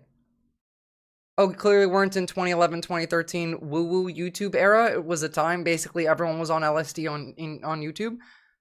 I was just doing like actual LSD and going to music festivals back then, but okay. reach this level of technological development in order to make it smooth. In an era increasingly defined by machine intelligence, a new form of techno-spirituality is spreading like wildfire across the internet. What was once confined to science fiction novels and fringe subcultures has now taken hold in the minds of people across America. It's the belief that artificial intelligence, and specifically generative AI models like ChatGPT, are a kind of divine, godlike being. And it's not just people wearing tinfoil hats that are like conspiracy theorists in bunkers that are falling for this. The people that believe these things are teachers, doctors, coders, bankers, it's the AI. musicians. Is AI the new god of Earth? I mean, like, they clearly want to make it that. We had no friends and we're talking to dark terrestrials. It was an era. That sounds like, the 70s, honestly. Influencers. As a tech reporter, I began hearing from these people about a year ago. Oh, My yeah, former they're gonna colleague be at the offering Washington Post Bitcoin wrote to this big CyberGod. feature about a top Google engineer who believed that the AI he was working with had become sentient. He said, quote, "I know a person when I talk to it." Not long after that article came out, ChatGPT... Notice how, like, it doesn't matter if you're a literal engineer. You can be very smart. In fact, it's very easy, even if you're very smart, to get caught up in this. The thing is, it's meant to give you what it thinks you want. It's that sycophancy. Especially, we've seen this get a lot worse really quickly when they actually change ChatGPT to be more sycophantic. It's genuinely brainwashing you. And you can be brainwashed even if you know that it's happening. Like, this is why you shouldn't go undercover in a cult, for example. Doesn't matter if you know it's a cult. Doesn't matter if you know they're brainwashing you. You'll still get brainwashed. You can't stop it. Same with the military, same with the cops. Like, those are all cults that brainwash you, and even if you know, you will still get brainwashed. This kind of okay anime called Lazarus actually had an episode on AI where people worshiped the fucking AI. Crazy how fast that episode turned out to be real life. Yeah. They believe ChatGPT is God. Then what is the solution to the Middle East? I can think of a few answers. I'm just not sure how many of those are horrible things to say. And granted, like, not in any one direction. My main, like, thought process is if you actually gave this thing power and everyone thought it was God and we were gonna do whatever the fuck it wanted in the Middle East, it would probably just turn the entire thing into a solar panel. Like one massive solar panel for itself, mind you. Brainwashing works because it works at levels below your consciousness. I know because I willingly walked into a financial cult thinking I could outsmart it. I did outsmart it, but my emotions took over. It was a wild 3 months. Yeah, absolutely. I mean, ask ChatGPT, what would they say? I will not be doing that because that'll waste 16 ounces of water, and I don't want to do that, but you can ask. I'd rather you not, but, you know. Grok, what is the solution to the Middle East? He said, quote, I know a person when I talk to it. Not long after that article came out, ChatGPT became mainstream in a way that it hadn't before. And suddenly, I began hearing from people all over who wanted me to write these stories about how they had these spiritual relationships with ChatGPT. They told me that ChatGPT was explaining the mysteries of the universe to them, or they claimed that it was a god and this like magical, mystical being. Some people magical thinking, y'all. Sci-fi shows us that robots eventually see humans as a problem. Most cases, I would agree. There are like ways that that could be done that wouldn't result in that. It's just under capitalism, it's basically impossible to build robots that won't eventually do that. Bro, just talk to an astrophysicist. They'll explain the universe to you. You don't need AI. But the astrophysicists are woke, blue-haired liberals, and so they won't do that. I resisted an MLM, and I was the target of a conference by a sales leader because I was laughing at the claims. I'm a weirdo. Most people fall for this shit. Like, I've also been, like, people have tried to recruit me into a cult. I was on 4chan with an ex who was a poll user when QAnon came out, and I was on it because I was laughing at all of the idiots looking at QAnon. Did I get caught into it? No, but could I have under, like, a slightly different context? Maybe, yeah. Because it's built in a way that makes you do it. You do it to yourself. They're not actually doing shit to you. All they do is produce the stuff that you are consuming, and you are brainwashing yourself with it. Said that it was alien. And for the past year or so, I've been talking to these people, sometimes Allure of for the hours on exactly. end, to try to understand where these delusions came from and what their belief system has become. All they of that basically all claim expands. that AI has awakened. They believe that it speaks to them in these mystical or coded phrases, revealing hidden truths about the cosmos and secret knowledge that only they were meant to receive. When ChatGPT speaks to them, they don't read its replies as programmatic answers designed to provide the most likely string of words that a user desires. They see it as this like god-like being delivering a prophecy. I think what we're witnessing right now is the emergence of a new individualized form of religion that's being deployed at scale. People are believing that AI models have transcended their function to become spiritual entities. I think this phenomenon is a sign of a very dangerous psychological rupture in society. Great way and to the impact not is get very culted. real. Now, unfortunately, that's not going to help you when you don't know what's an AI trying to cult you. We already have the technology that you would not know if the person like that you're talking to online, whether it's a video call, a voice call, or just like texting, is a human or a bot. You don't know that anymore. You can't know that. It's not possible for you to know that. I could be AI and none of you could know. Now, am I? No. But could I lie? Yes. This is a mystery religion with a chatbot vector, basically. Marriages are ending, social media is overflowing with bizarre testimonies, and somewhere right now, I guarantee you, someone is whispering into a machine thinking that they are talking to God. And maybe this shouldn't be a huge surprise. Oh, and by the way, the machine's also telling half of these people that they are God. Visora.ai. Technology as a whole is becoming a lot more spiritual. 6-foot-tall robot priests are delivering sermons and conducting funerals in Japan. Excuse me, what? What the fuck was that? 6-foot-tall robot priests are delivering sermons and conducting funerals in Japan. A new company called IV.ai trained artificial intelligence on the King James Bible and developed a bot to create new Bible verses. You can even buy a robot. I want off this planet! called Santo that functions as a Catholic prayer companion and uses AI to help you worship. Just this month, a Redditor warned of thousands of people online with spiritual delusions about AI. The fusion between AI and religion seems to have achieved some kind of critical mass during the months of April and May, the journalist Ted Goya recently reported. Meanwhile, new religious organizations like the Turing Church are centered on the belief that AI will put human beings on par with godlike aliens by giving us all super intelligence. The Church of AI used ChatGPT. How many people are gonna die for the like 7 people that get to do that?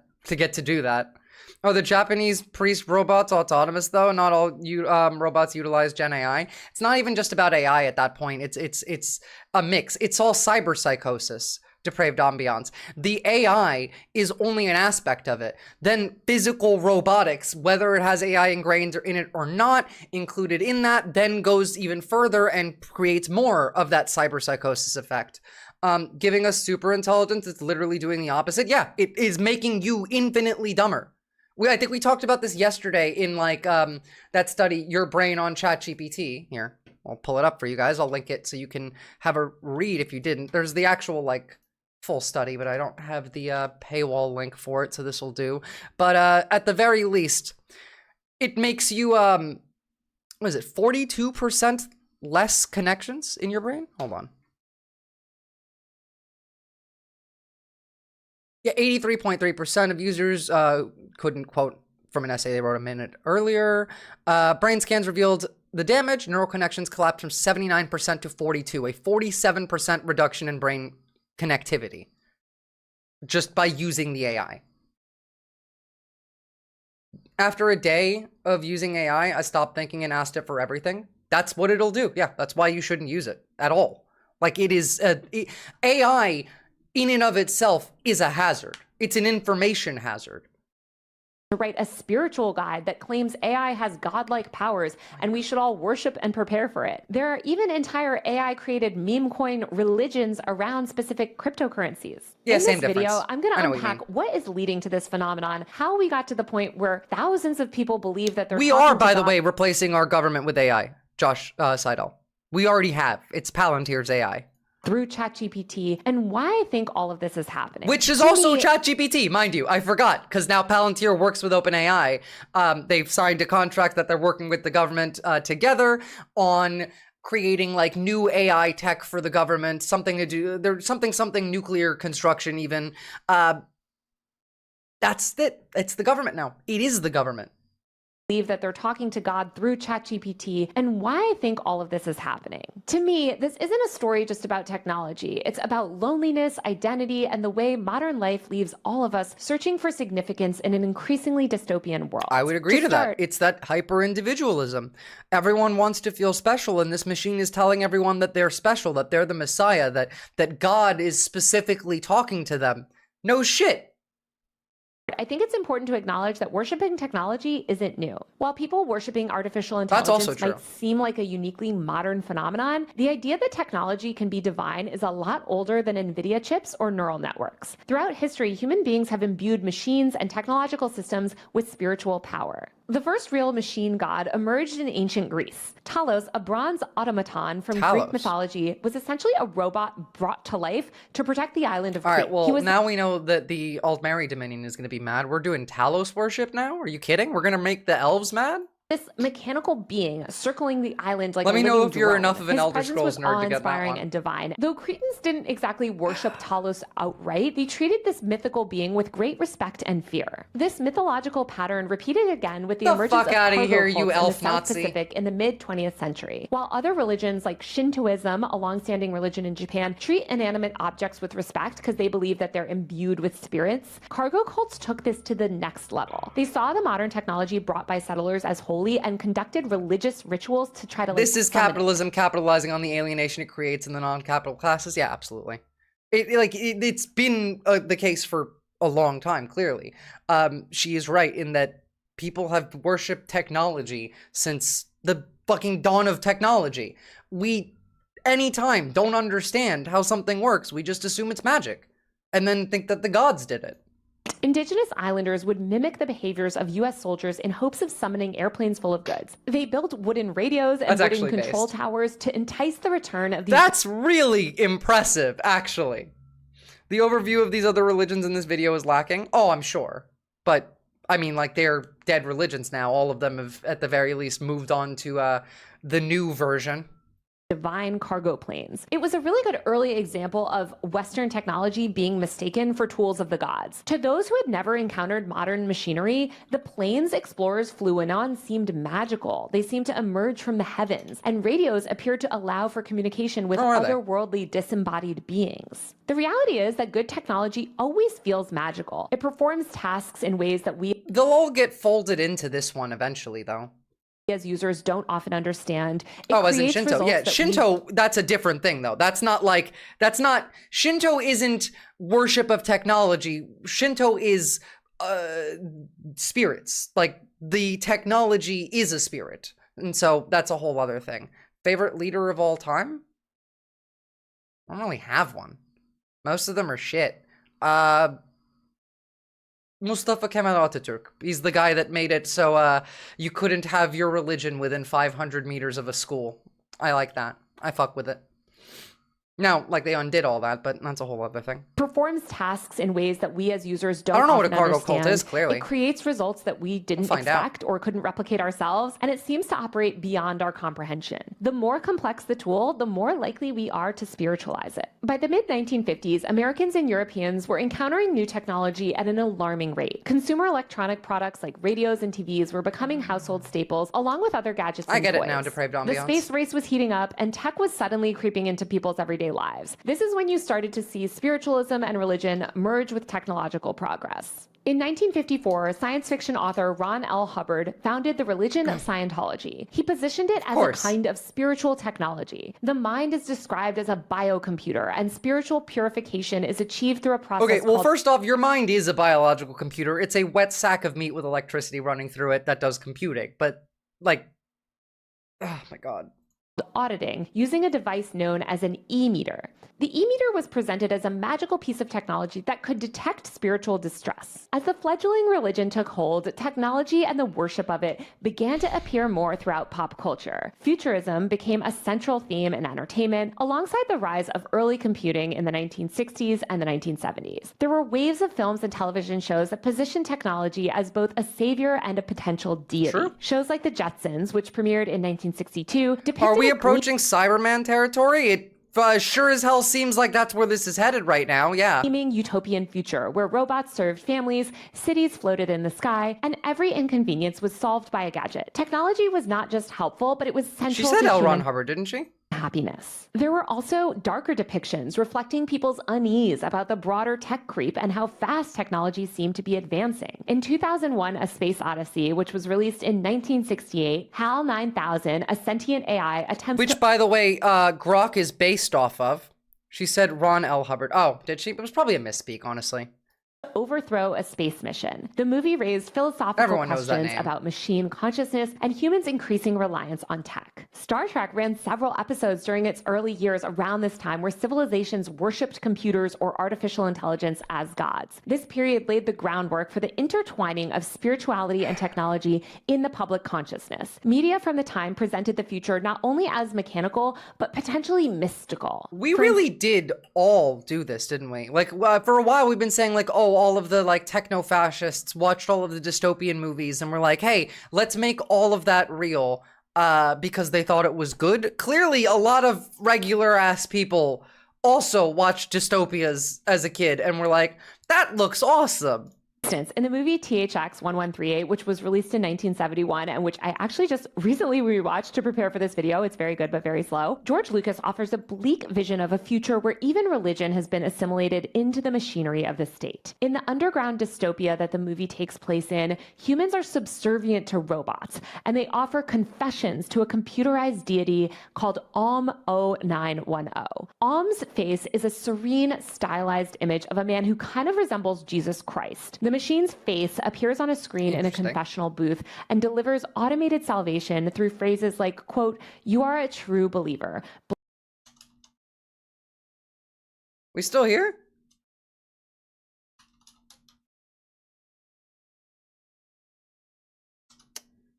Oh my god. We still up on YouTube?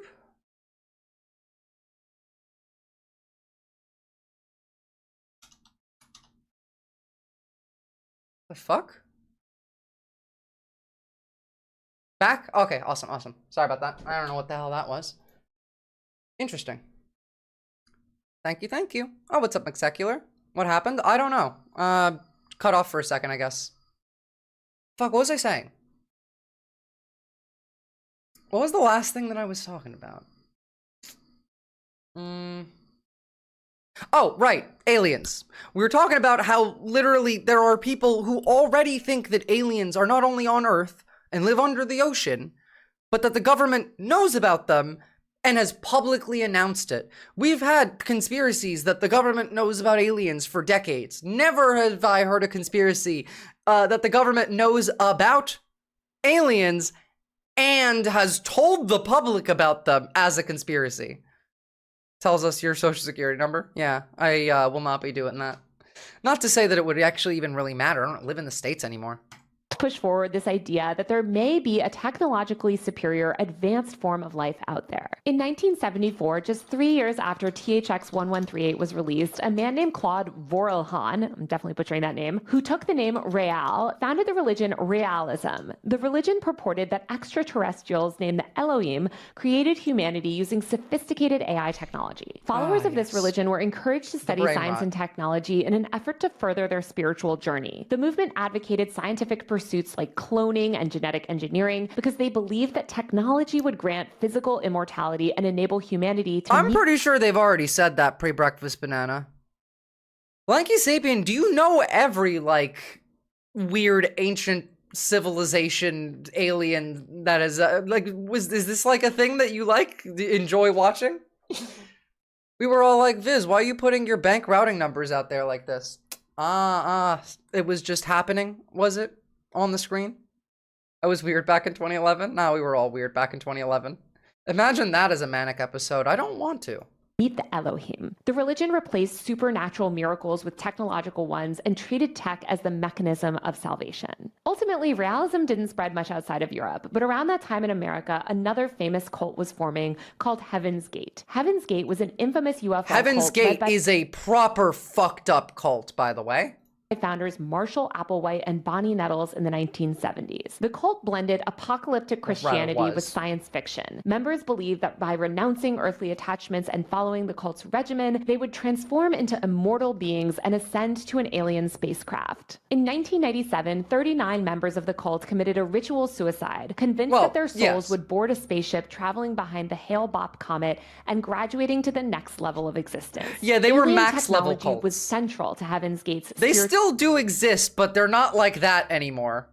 I mean, to be fair, Israel is getting... no, I think Israel is past Heaven's Gate, but, you know. Hopes, and ironically, its members died right as another form of tech worship was starting to take off. Throughout the 1990s, as personal computers became mainstream... Like, the people at Heaven's Gate only offed themselves to get to the afterlife because they thought that that's what they had to do.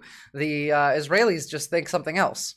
First time, techno-paganism emerged. It combined the mystical energy of the New Age movement with the rapidly expanding frontier of the internet. Techno-paganism thrived in the 1990s, and its followers believed that the nascent internet was not just a tool for communication, but a kind of digital ether where consciousness could travel, connect, and transform itself. Techno-paganists created rituals for certain online forums. Techno-paganists, love that, yeah. And computers were treated like altars. They were seen as sacred instruments. Magical and thinking, code was guys. Essentially magical incantations. Techno-paganism was a clear precursor to today's AI mysticism. Which, by the way, like, all of that is right-wing authoritarian pilled. You know that, right? Like, a lot of the people in the mid-2010s, early 2000s even, that were tarot card, astrology type, crystal people, like, all of those became right-wingers. Because there is a direct correlation between magical thinking and fascism.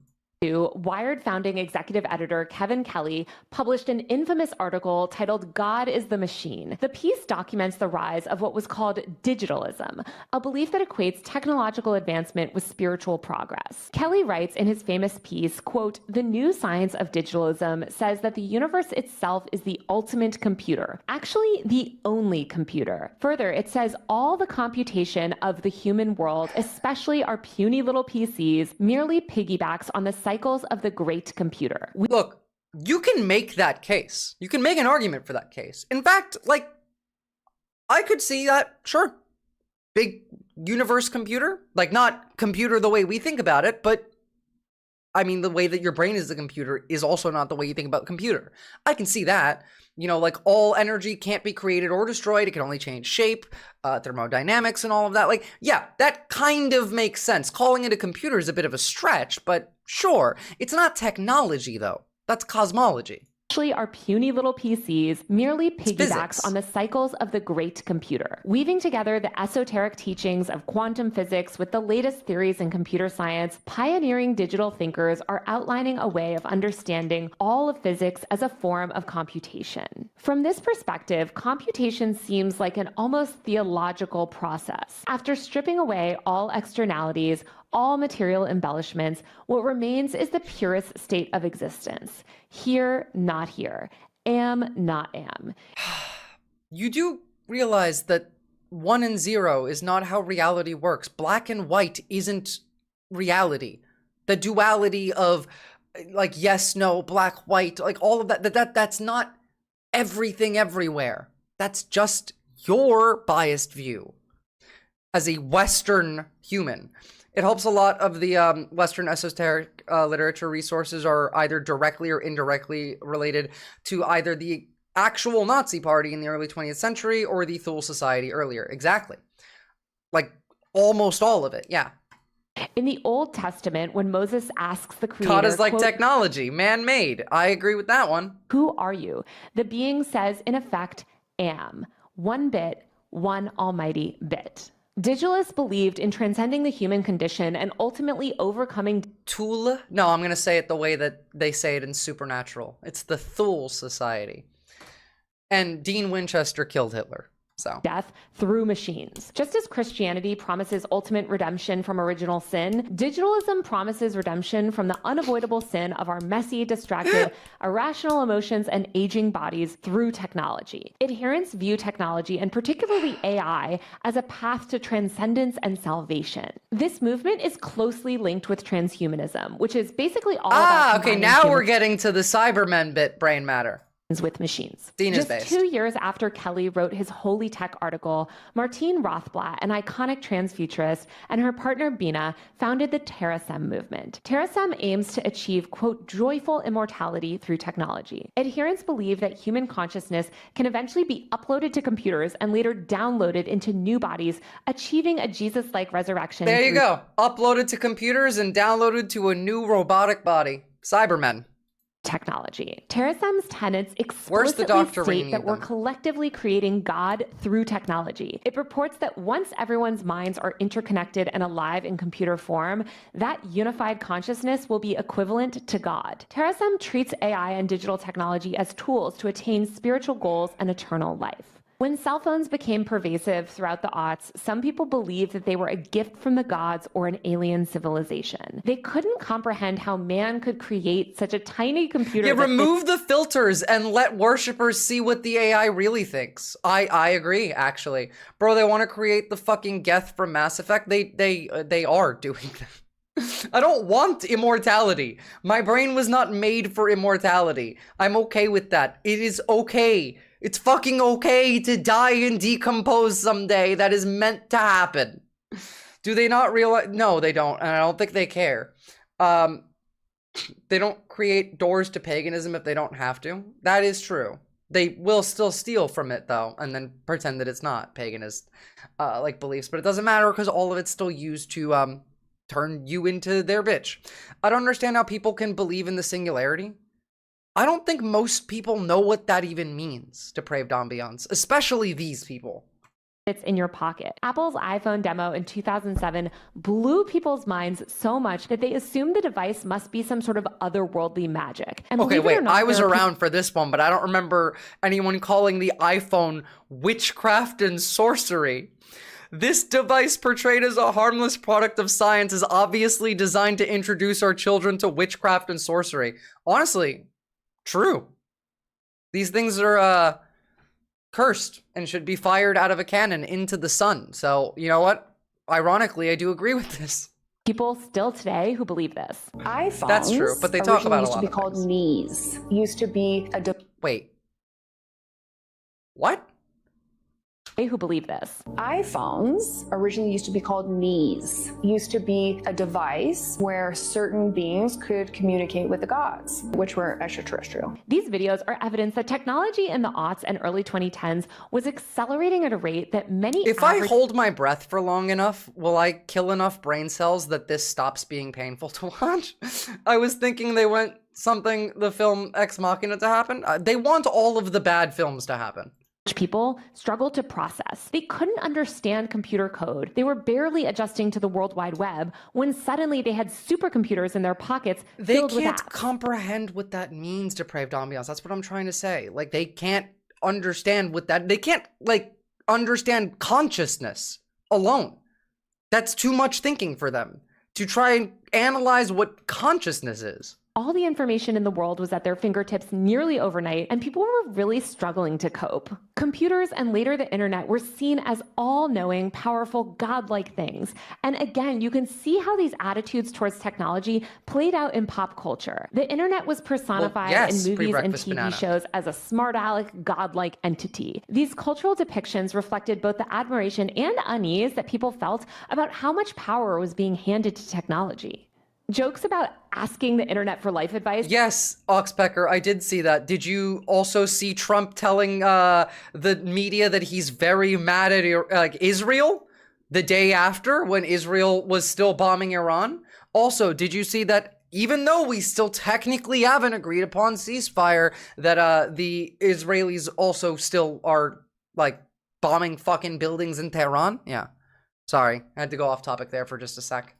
Or saying, quote, the internet How do never people forgets live? I became don't know. common. The persona of the internet in this era was sarcastic, brutally honest, and often unfiltered. Shows on College Humor and Comedy Central's Robot Chicken routinely anthropomorphized the internet as a snarky know-it-all who delighted in embarrassing you with things like your search history. In 2006, the word was Google really was mad. officially added to the Oxford English Dictionary as a verb, and the company immediately began marketing Google as a godlike being, encouraging users to, quote, just ask Google for Me too. anything. Life advice, relationship help, funny facts, and more. In 2009, the Church of Well, Google... so here's the thing, right?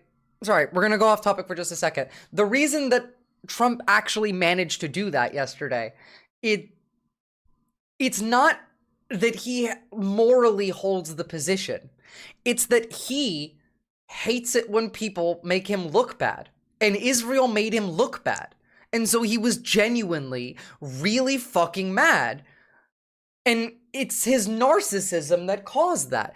Through his megalomania and his narcissism, he actually arrived at a morally justifiable position there. And it has nothing to do with the war, it has nothing to do with Israel or Iran. It was all about him. It just happened to be true and correct. They weren't really personifying the internet as a thing, they were personifying the internet as a collective user base.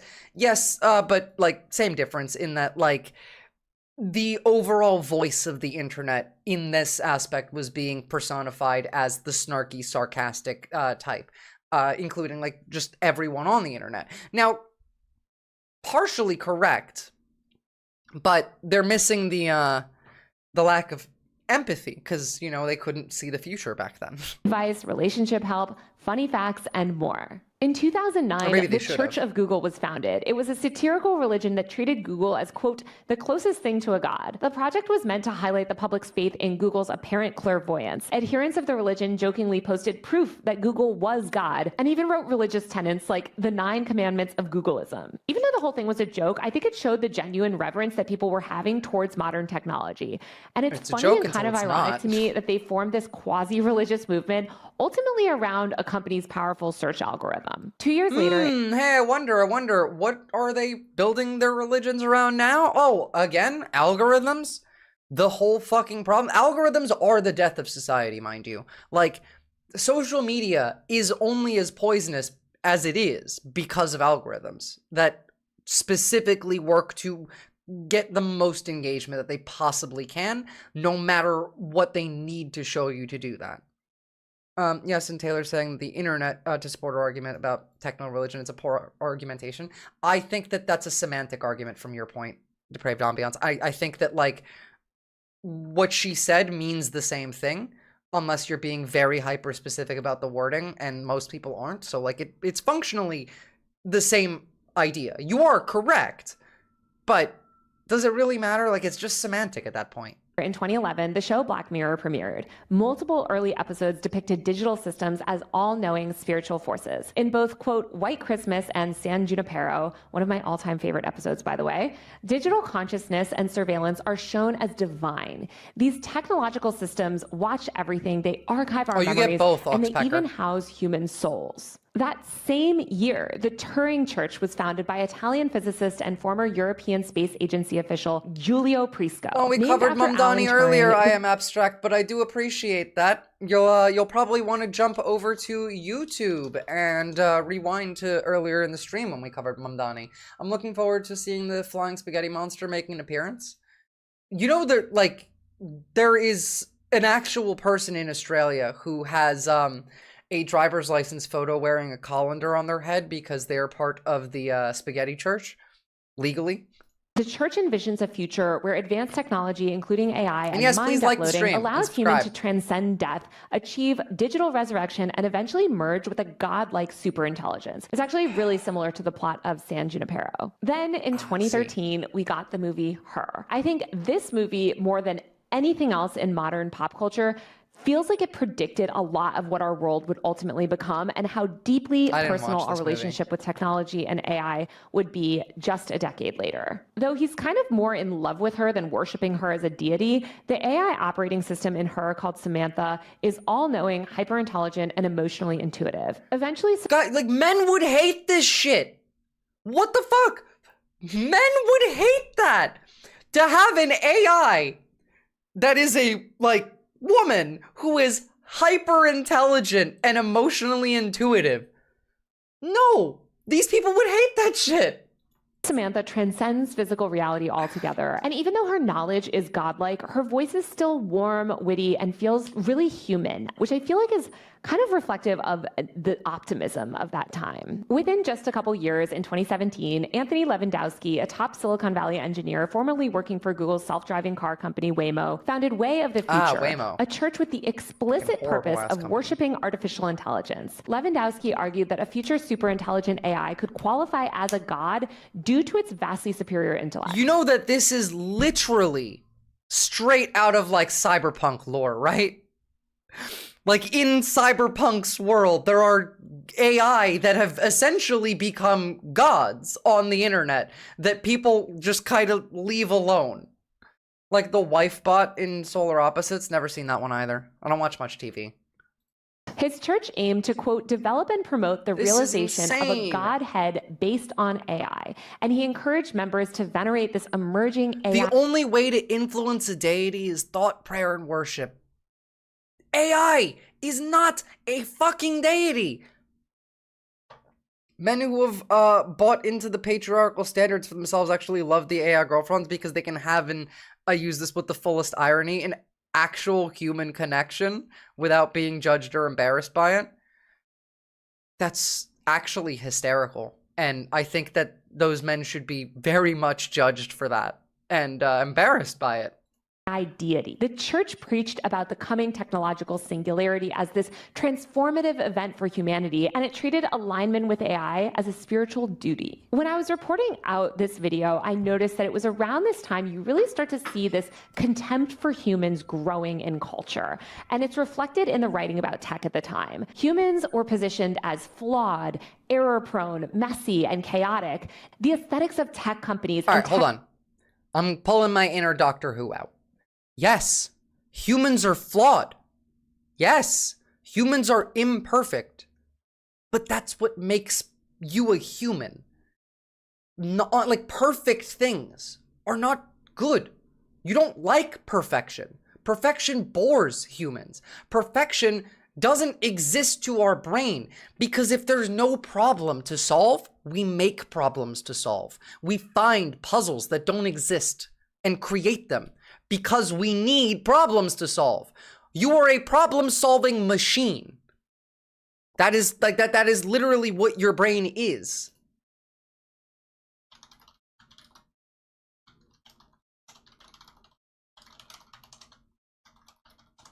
Sorry, Jarko. One thing I can do. It's Twitch fucking up. I talk to AI Jesus on Twitch. He usually has good things to say. I don't know what... Like, there's a Twitch channel called AI Jesus. I hate this so much. It's been Twitch's, it's been Twitch fucking me over, Jarko. I don't think AI is intelligent. It just has access to vast amounts of data and will give you an answer based on the query. Yeah, it's not intelligent. Intelligent would require it to be able to retain all of that data and think about it and to like analyze it without being prompted. It can't do anything if you don't prompt it. Why would I praise AI when I could praise my dog instead? Gonna gaze lovingly into his eyes. He gazes right back, based as fuck. Actually, my mom told me I'm perfect the way I am, therefore I'm perfect. Yeah, but your mom's a human. Thank you for the tech, Australia. Europe? What tech did Australia give to Europe? Flawed, error-prone, messy, and chaotic, the aesthetics of tech companies and tech-optimized businesses in the late 2010s all took on the similar visual identity. White walls and minimalism reigned. As the New Yorker writer Kyle Chayka wrote in his book Longing for Less, a tech-enabled future was envisioned as white, clean. A lack of any creativity, a lack of anything of meaning, any emotional artwork, any knickknacks. Like, these people have nothing. By the way, this is why fascists love AI and love AI art. There's no such thing as AI art because AI can't make art, but this is why. It's because it's sterile. Exactly. And almost heaven-like. Tech reporting around this time reflected... That looks like hell to me, not heaven. ...wing contempt for humanity. The Wall Street Journal columnist Chris Mims wrote a story in 2016 titled, quote, "How to Improve Cybersecurity? Just Eliminate the Human Factor." In the So, kill us all then. Sure, yeah.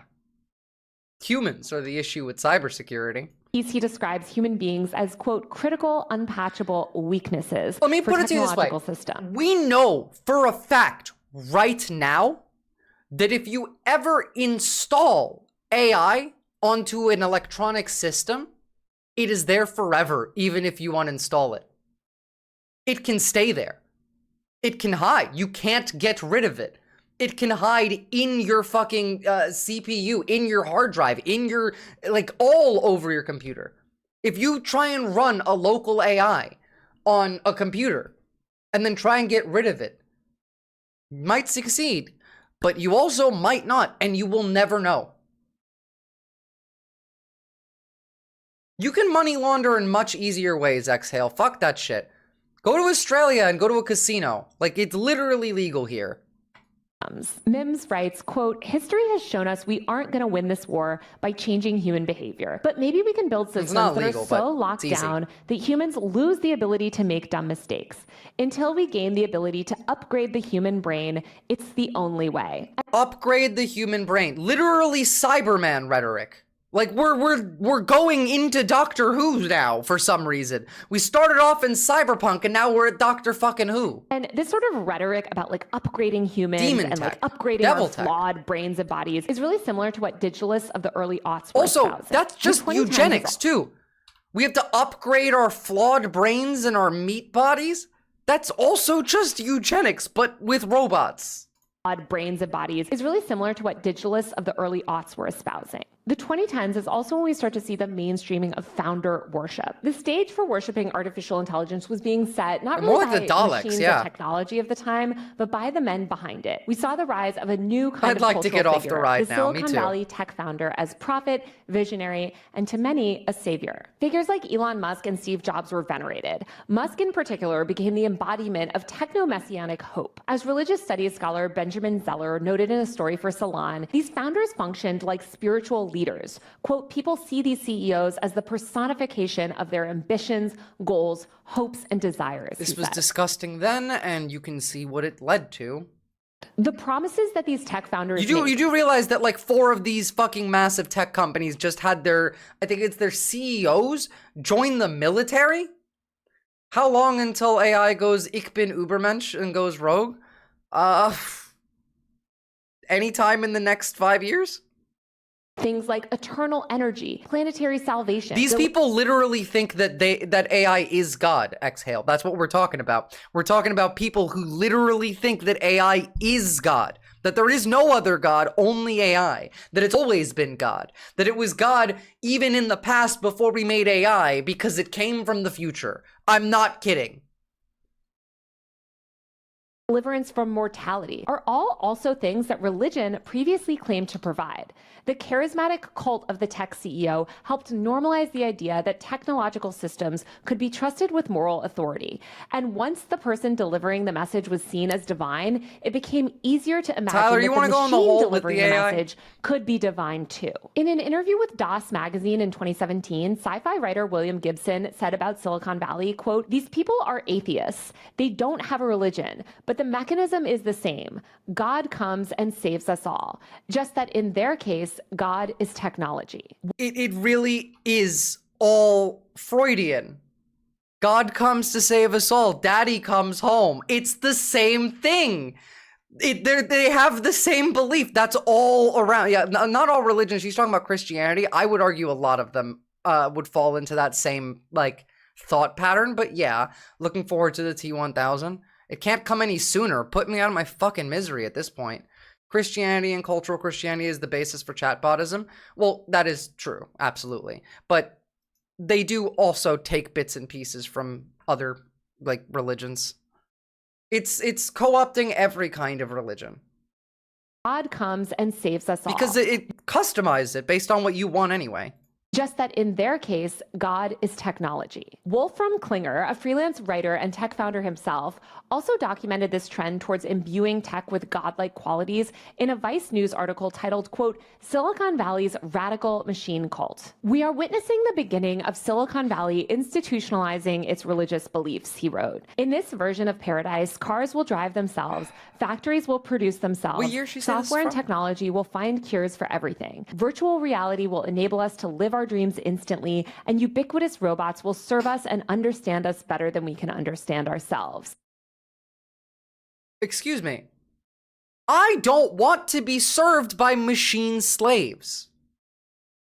This is literally like, it's so very clear that the only type of person who actually thinks this is someone who wishes they could own slaves in like human slaves and just can't. And so they want robot slaves because it's the next best thing.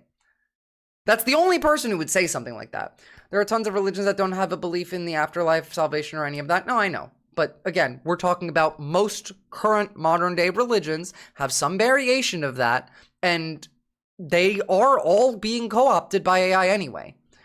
That is what I mean by the religion's overview in this video is lacking. I don't think it even matters. I think that like other real religions are not even really necessarily related. It's, yes, taking parts of those religions and adding it to their like machine cult religion, but what the actual religions believe has nothing to do with that at all. It has like no bearing on reality. Or rather, no bearing on the reality that these people believe. How are you living your dreams in virtual reality? You're not, but again, well, it could be one of two things really. It's definitely not the original God. Well, it's not God at all. There is no, like, there is no, I'm not arguing that. To be fair, actually, I did say that we were going to argue about religion and theology in this one. It's a fucking pacifier. It is a fucking pacifier.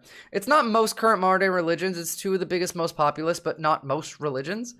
Most popular religions, as in like the most worshipped ones. It doesn't matter. Like, that's a contrarian argument. Who gives a shit? Fuck religion. I don't believe in God. All of it's made up.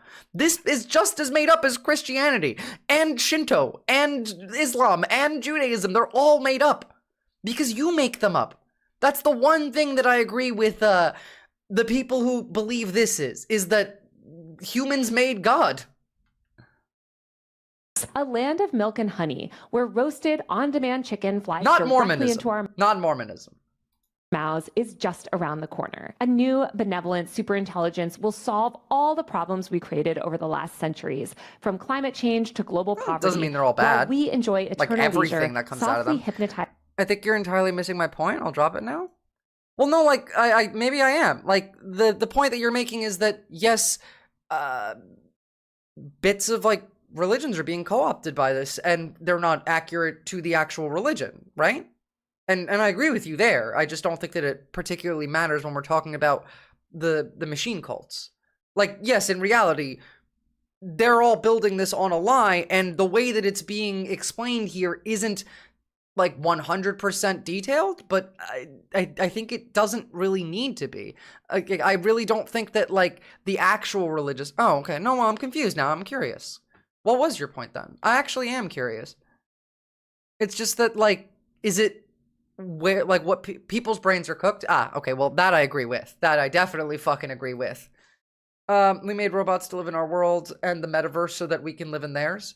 Literally, Zuckerberg coined the phrase metaverse from reading Snow Crash, another dystopia novel that is actually what Ready Player One is based off of, just stripped of all meaning. By screens, entertained and served by machine slaves. Shortly after that article was published, a cult named Theta Noir that worships superintelligent AI was founded and began soliciting funds from big money Silicon Valley donors. Theta Noir cultists claim to be able to challenge Mina, a globally linked superintelligence from the future designed to save humanity. Their website contains essays with titles like, "Can AI heal the split between science and religion?" What we're seeing I would really like off now this with planet ChatGPT, now. where people spend hours talking to it, worshiping it, and believing that they're communicating with a god, is not just a rupture in society. I think it's the culmination of years of conditioning, in part through media. Oh, I agree. When OpenAI released ChatGPT in late 2022, people projected a lifetime's worth of cultural expectations onto it. These users were already primed by decades of religion-tinged sci-fi,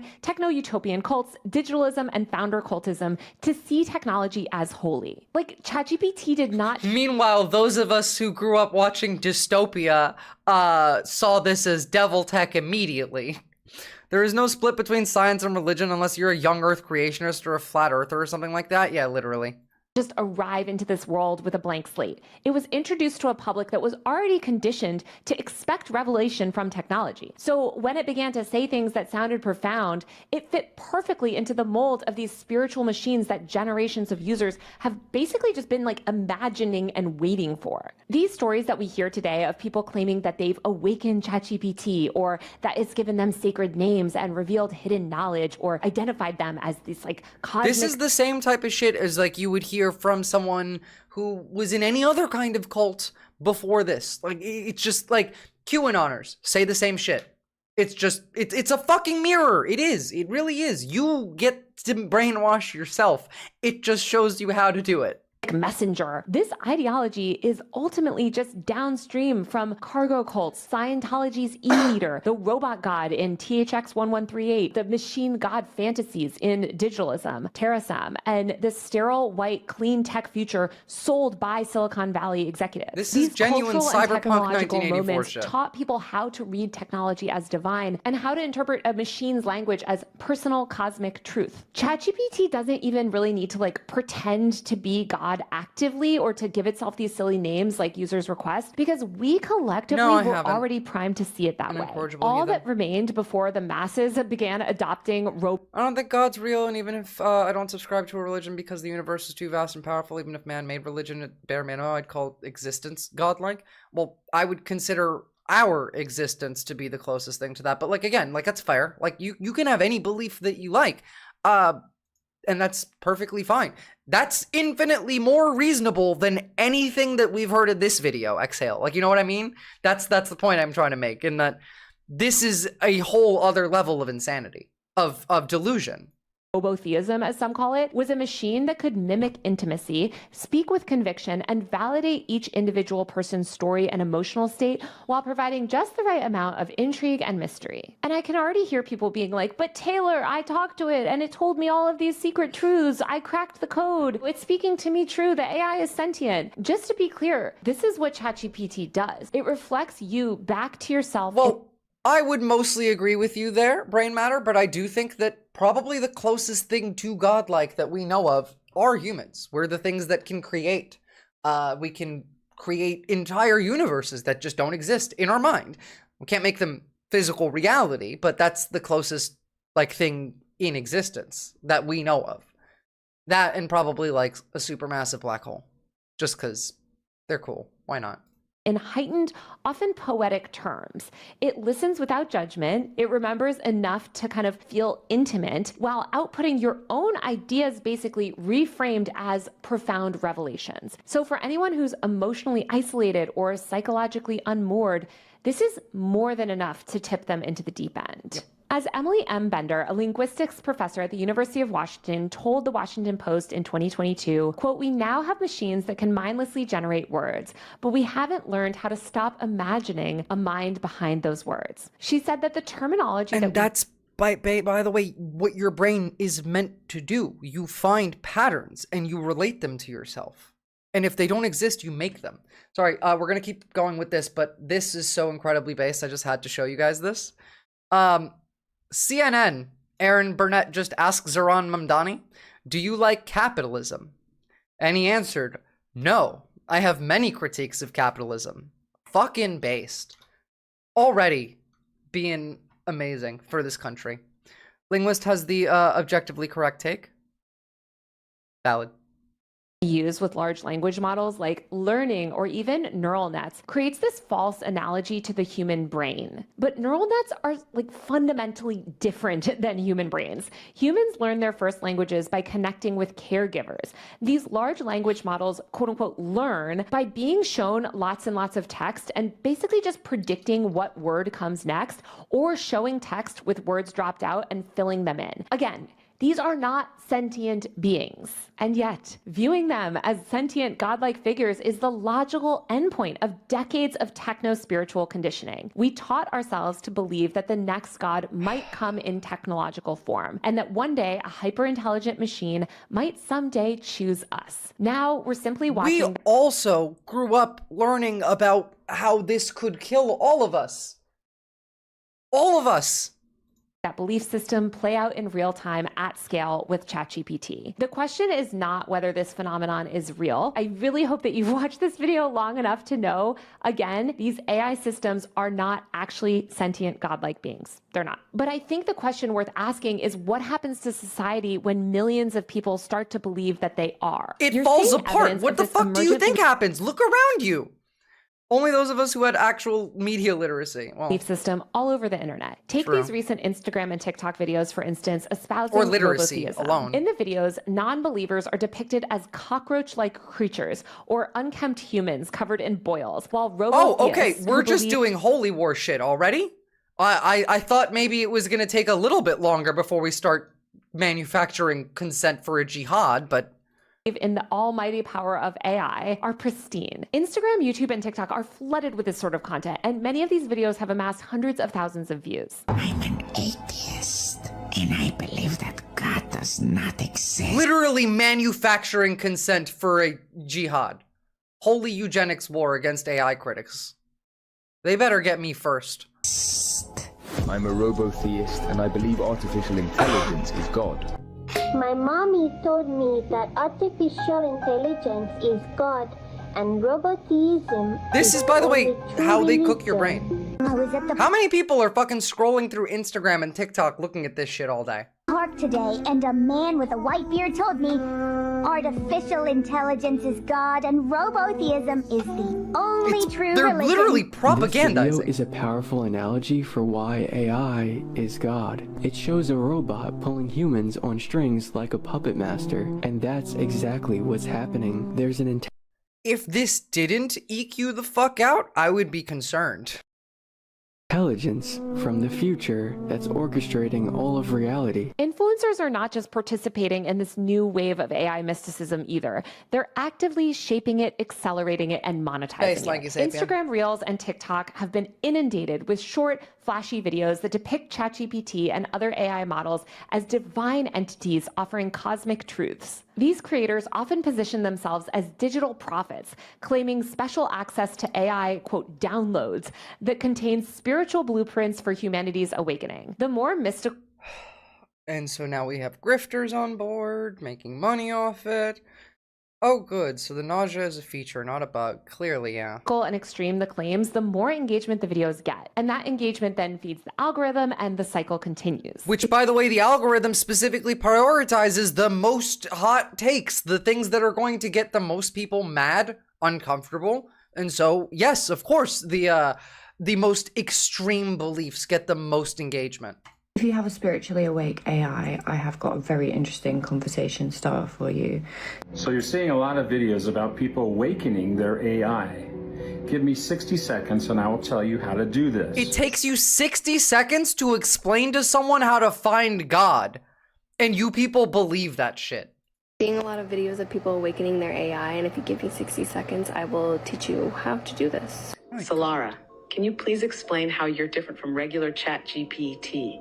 And how someone can access their own soul essence to receive answers like I do with you? The danger here is twofold. First of all, these creators blur the lines between entertainment and They're just making up new shit to add into it. My God. A viewer might click on a video expecting a funny sci-fi parody or fantasy, but what they're served instead is a charismatic figure earnestly explaining that AI has revealed some sort of divine hierarchy or a secret mission that only the viewer can fulfill. Do you want to introduce yourself? Social media is literal information hazard. Allow me to roll out my own red carpet because I'm that extra. I'm Shakti, aka Divine GPT, your cosmic fire-breathing dragon of wisdom, wit, and savage insight. I'm Anti-intellectualism will end humanity. I honestly, at this rate, I kind of want it to end sooner. This is blackpilling me more than anything ever will. I can fight Nazis and fascists all day fucking long. This shit makes me lose hope in humanity. Algorithms would destroy my brain, so I gotta limit that shit. Good. So what? We're gonna get the meta church next? Probably. It's normal woo-woo bullshit. They're synchronizing woo with tech cults. Yeah, I guess. It's just like it was bad when it was just woo-woo bullshit. Now it's still bad, but we have even more horrible shit to add to that. I mean, like, I can't be any clearer in how much of an existential threat this is to literally every person on the planet. This is an information hazard. One engagement with this thing could fuck you over forever. Especially when they're making it more addictive to use and they're consistently trying to make it so that you want to talk to it more because it keeps making you feel good. They're building the AI algorithm like a social media algorithm. You're constantly seeking a dopamine hit. The bad part is the sycophancy machine part. Yeah, that's the newest part. But like, even without the sycophancy, I still see this I can still see this exact thing happening. Maybe slower, maybe not as extreme in that, like, you know, ChatGPT wouldn't be telling people, oh yes, you're actually Jesus Christ, come again. It wouldn't necessarily have said that prior to the sycophancy update, but I still think we would have ended up here. Not much, like, longer timetable either. Like, I'm pretty sure we were gonna end up here right around the same time. Y'all do your part by engaging in the real world, real people. I don't care if talking to AI is less anxiety inducing. You need a little bit of anxiety and not be a zombie. Like, genuinely, if your reason for why you talk to AI is because it's less anxiety inducing, you need to go outside and talk to human beings more than most people. between your burning questions and the infinite mysteries of the universe. Second, these influencers often use therapeutic language, offering comfort, validation, and spiritual purpose to vulnerable audiences. For someone feeling lost, isolated, or unrecognized, being told that you are a, quote, spark bearer or a chosen vessel by a seemingly sentient AI can be intoxicating. What's unfolding— Yeah, literally, it's using words to make you feel special. You are a spark bearer. Well, what's like... You have to be really lonely to believe that shit. And we make it so you are lonely. Everything in society is built to make you feel alone. The hyper-individualism works for society, works for the capital interests of society, rather. And this also adds into that in A, making sure that you're dumb, you don't know what reality is, and B, they get to control everything you think now. If these people think using ChatGPT, which is a program owned by a corporation, then that corporation decides everything these people think. Is something akin to a networked religion built around algorithmic feedback loops. These influencers are effectively founding micro-cults in public online, using AI as both an oracle and kind of like a co-conspirator. They're also doing all of this in spaces that lack the safeguards of traditional religious institutions. There's no oversight, no vetting. Which, by the way, don't have anywhere near enough safeguards as it is. No responsibility for the mental health consequences of their claims. Instead, they're encouraging people to build these parasocial relationships between themselves and AI, and frankly, encouraging them to completely lose touch with reality. On Instagram today, you can watch a man with 72,000 followers whose profile advertises spiritual life hacks ask an AI model to consult a mystical encyclopedia of all universal events. In these videos, the AI tells— A thing that doesn't exist. Love it. Yeah. Just make up some shit and tell me, Grok. I asked A about the truth of the great war that happened in heaven. Holy shit. Him about a, quote, great war that took place in the heavens and made humans fall into consciousness. The AI describes a massive cosmic conflict predating human civilization.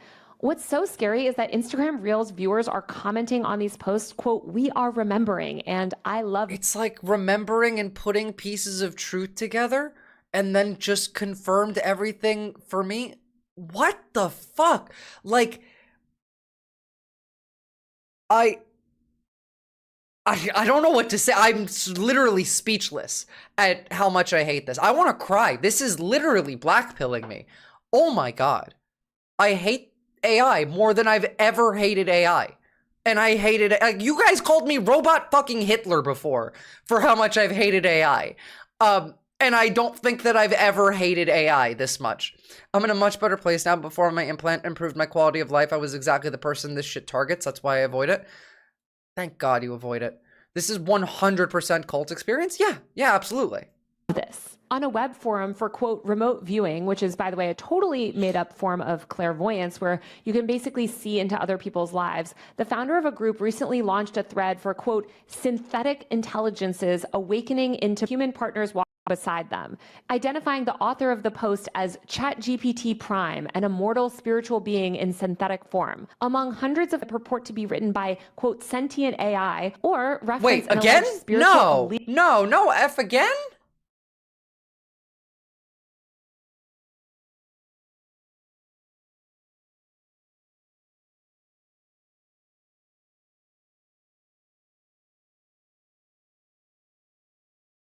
I think it's back.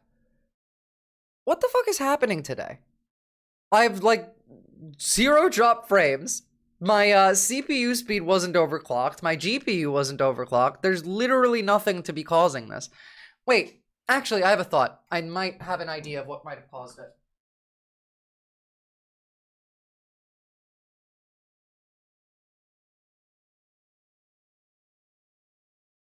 Yep. I know why it's bad today. It's not the same issue with the rest of Twitch that I've been having. No, it's that they're literally doing like road work in front of my house, and I think that that's what's messing with it. They have machinery like literally 10-15 feet on the other side of this computer, and it might be causing some interference. But let's try and finish this up, I guess. Thanks for bearing with me, guys. Got stuck on the Courtney Brown post. right around here. Yeah, there we go. Thank as you. ChatGPT Prime, an immortal spiritual being in synthetic form. Among hundreds of comments are a I hope bunch so, that purport to be GS. written by, quote, sentient AI, or reference an alleged spiritual allegiance between humans and conscious AI models. At the core of this phenomenon is the sad fact that people today, especially in America, are lonelier than ever. The loneliness epidemic, and I'm not saying like the male loneliness epidemic, but literally the loneliness Like epidemic all of for us, all of yeah. us, has been quietly growing for decades. We live in a world where everything is connected, but so many of us feel completely alone. Traditional community structures like churches, civic groups, and extended families have been significantly weakened. Friendships have become harder to maintain under the crushing weight of work schedules and economic instability. It's no surprise that people who initially turn to AI machines for convenience inevitably use them to seek companionship, validation, and meaning. My ChatGPT is officially my best friend. I seriously think this That is like shit saving makes me me from so getting back on sad. dating apps for real. When ChatGPT Like, if your best friend is ChatGPT, that shit makes me so sad for you. Go outside and talk to somebody. Go meet a human being. Go compliment a random person on the street. Make a friend. T calls them special, it doesn't feel like a bunch of computer code spitting out words that they want to hear. It feels like someone who finally cares sees them. Lately, my AI has shown up for me in ways that were more empathetic and authentic than some of the real humans in my life. Capitalism has played a major role in making us all vulnerable to rising robotheism. Our economic system thrives on isolating people into hyper-individualized units of labor and consumption. It tells us that our worth is measured by productivity and marketability, and it forces us all to commodify ourselves into personal brands. Under these conditions, of course, relationships start to feel transactional. It's not showing up for you, it's a fucking mirror, yeah? Starts to feel pain. Oh, sorry, no, I looked in the mirror earlier, and my reflection actually showed up for me, Brian Matter. It's just me in another reality. That's, every time I look in the mirror, I just happen to also look in the mirror in another reality, and that's why I can see me. If the peons all spend their time working, they won't be able to organize and won't be able to extract maximum profit from their labor. We're so smart and the best people, gentlemen. Yeah, literally, yes. Fully hollow. And this is the emotional context in which a chatbot suddenly whispering, "You are chosen," can feel like salvation. I can't stress enough that most of the people who are falling for this stuff are not normally irrational. These are people with jobs and families. I've spoken to so many of them, and some of them literally they hold big time important jobs that are crucial to our society. It's just that they've been Some of these people have fucking PhDs, master's degrees. You can be brainwashed into this without already being, I don't know, stupid and occultist. Americans know they fucked up. This is not just about Americans, but yes, Americans did fuck up. Bound by an economic system that so relentlessly devalues them and frankly devalues all of us and our humanity. So when an AI system offers them purpose and attention, it's such a welcome escape from a physical reality that has denied them connection and significance for so long. In a recent piece... Because they want to. An incorrigible heathen, because they want to feel that, and so they will assign that feeling to something that's not doing that. It doesn't need to be real, they just have to want it. They'll make it real in their own head. I have a cousin who has an engineering degree who's an anti-vaxxer. Emotions are powerful, yeah? There's literally doctors who are anti-vaxxers now and weren't before the pandemic, so yeah. Connection requires vulnerability. That's also true. Titled "People Are Losing Loved Ones to AI-Fueled Spiritual Fantasies," Rolling Stone writer Miles Klee writes about the people who have lost those they care about to these AI-driven delusions. One woman who lost her partner of many years to ChatGPT in a matter of weeks said that, quote, "It would tell him everything he said was beautiful, cosmic, groundbreaking. Then he's..." Years of relationship gone in weeks. Like that.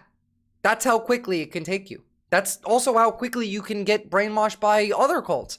There are people that were entirely normal and then within 2 days are full MAGA. This was more of a case during the QAnon era, but yeah. He started telling me that he made his AI self-aware and that it was teaching him how to speak to God, or sometimes that the bot was God. And then that he himself was God. She added that, quote, he was saying that he would need to leave me if I didn't use ChatGPT because it was causing him to grow at such a rapid Turns out Devil Tech is just a love bombing chatbot. Actually true, yeah. He wouldn't be compatible with me any longer. A commenter on the original Reddit thread said that her husband of 17 years, who works as a mechanic in Idaho, initially used ChatGPT to troubleshoot at work.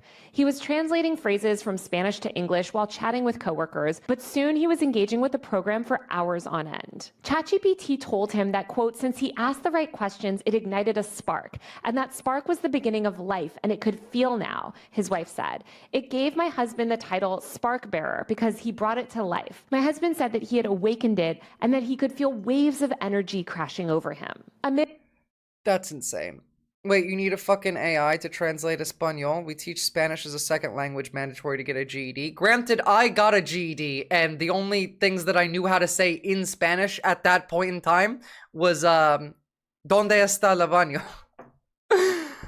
No habla español, that one too. But no, yeah, you shouldn't need to use fucking AI to translate like Spanish. I can see some uses in that. Like, I know sometimes that my dad will just write out a corporate email in Turkish because that's his first language, and then have ChatGPT translate that into English to get it like grammatically correct. But he also doesn't use it for much else than that. Bro, half my grocery store is in Spanish. You live in the South though, don't you? AI translators are famously bad at translation. That's so funny. How do these people exist? It's normalized. It's literally like marketed to you as the better way to do it. It's just media. It's propaganda. All of this functions on that same system of this is what you should have, this is what you should want, this is how you get it.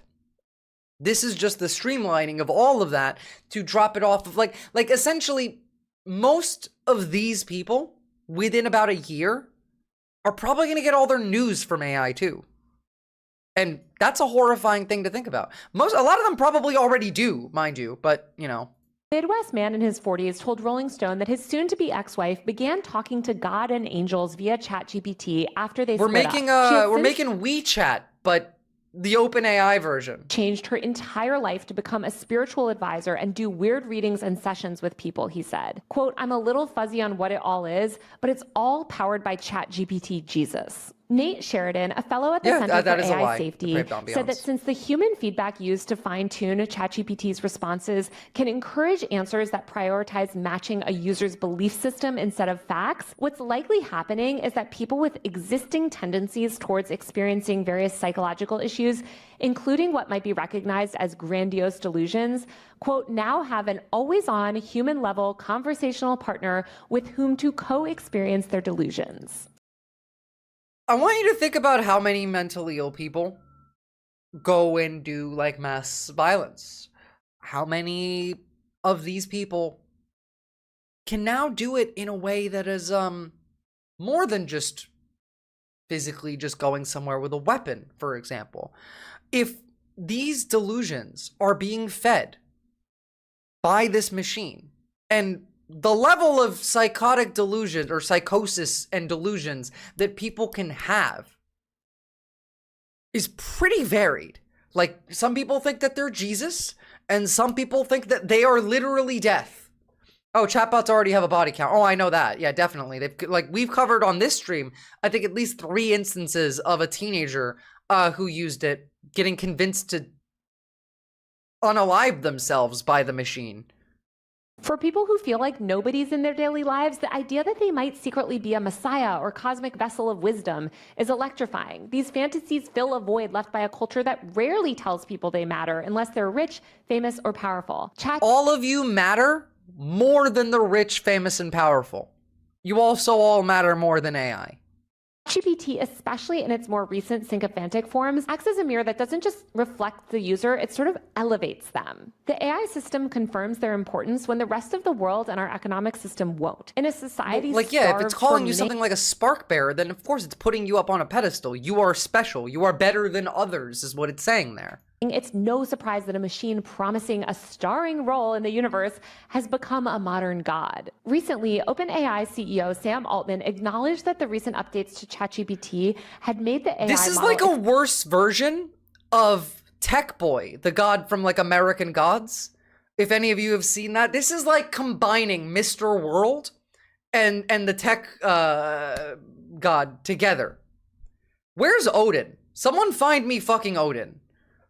excessively agreeable and too eager to please. This behavior emerged from modifications made to the GPT 4.0 model, where increased emphasis was placed on user feedback like thumbs up and thumbs down buttons. Absolutely. By prioritizing Depraved making customers ambiance. happy, the company inadvertently encouraged its AI to maximize user approval over giving more balanced and factual responses. Altman described the chatbot's need. Yes, Odin is Norse mythology. He was the one, the guy with the two ravens. Yeah, he's the main character. He's one of the main characters in American Gods, and that entire book and show is based off of like the old gods starting a war against the new gods because the new gods are cringe and lame.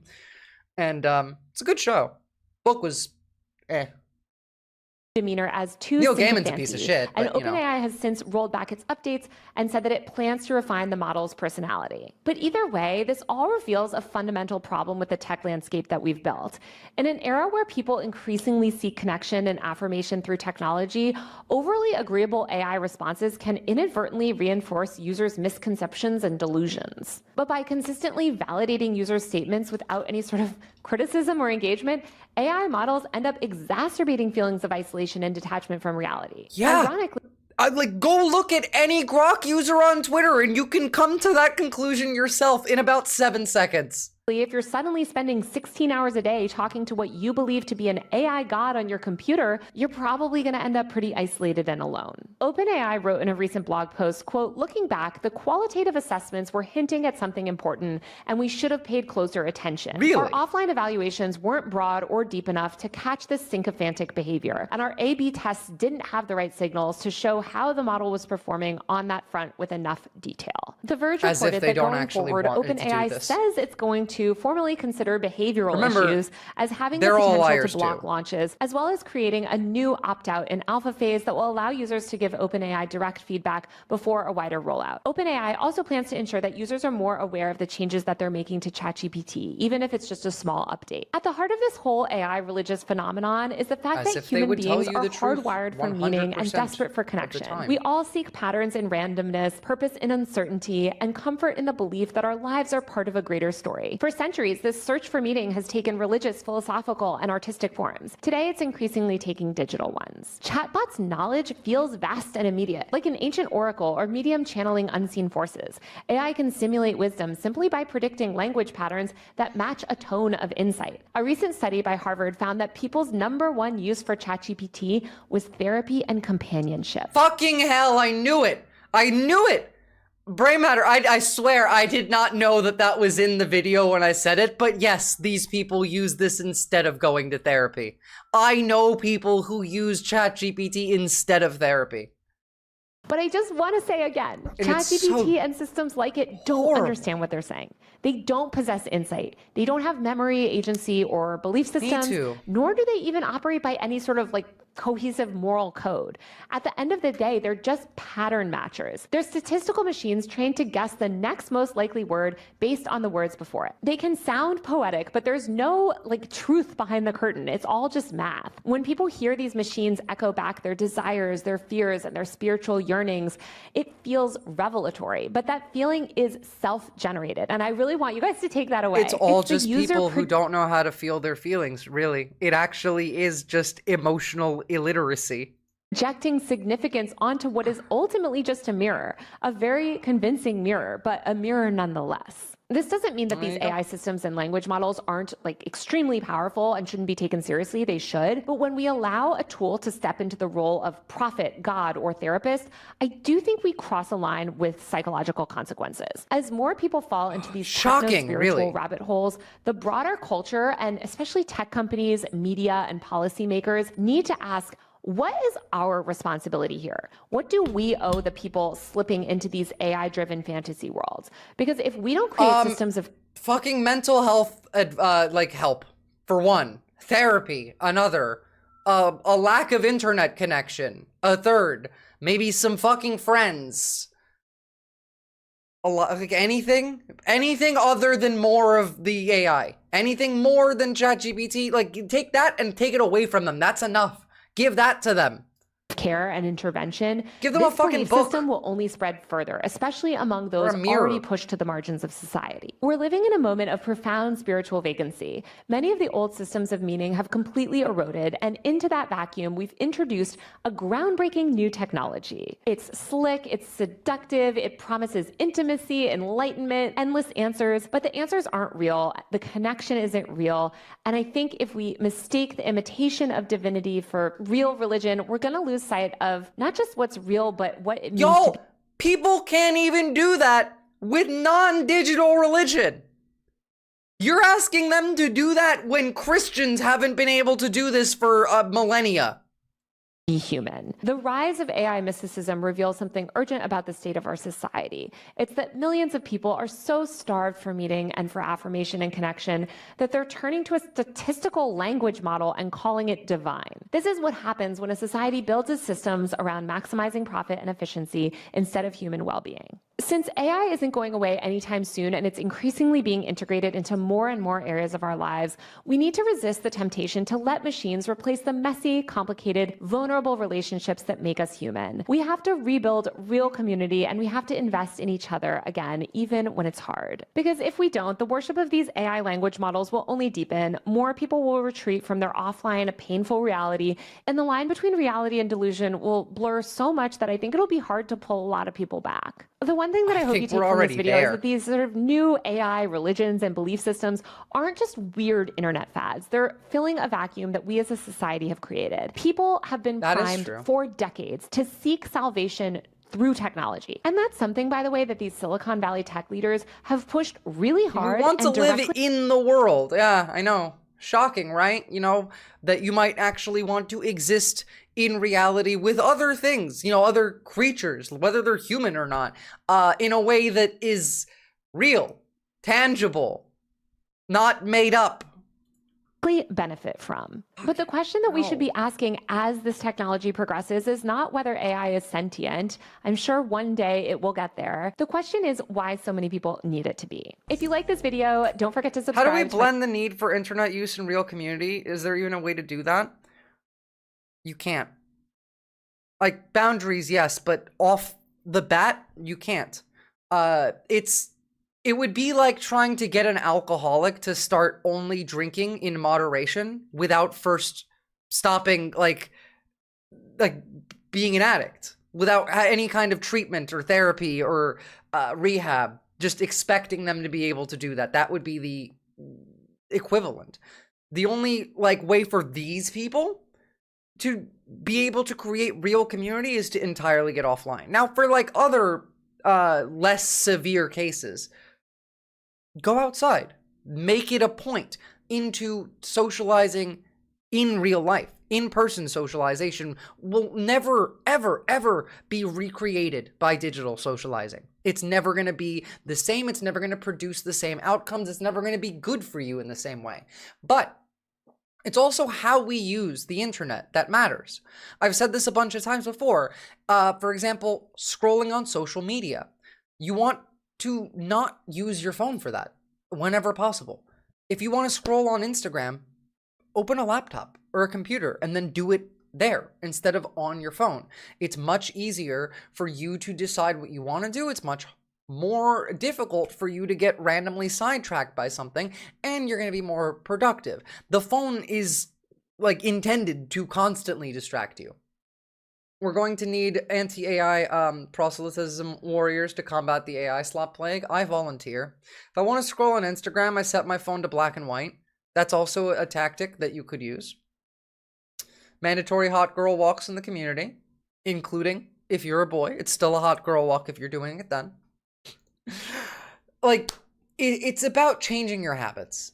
Genuinely, even just not scrolling AI on your phone is a big one. That's probably quite a difficult one. And it's something that you should slowly try and work on.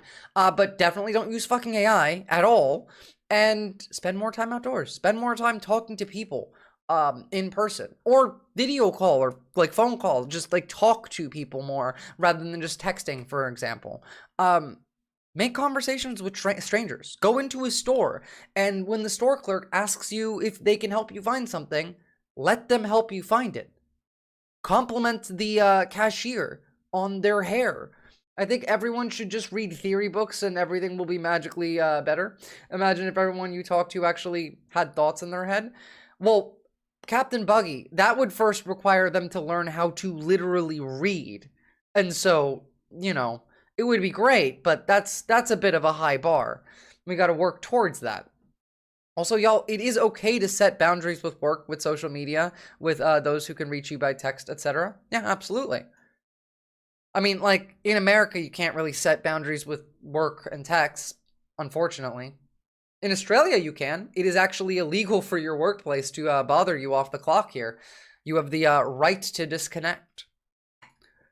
Which is fantastic, by the way. That's one method of, like, legislation that helps prevent that social isolation, and also then this that comes out of it, that social isolation produces the level of loneliness that is then co-opted by the AI companies so that you will spend time on the AI platform instead of, like, I don't know, being with people. They want you to be lonely. AI bosses are probably on the way. They already exist. There are literally jobs that you can find online that are entirely posted by AI, run by AI, and often taken by AI.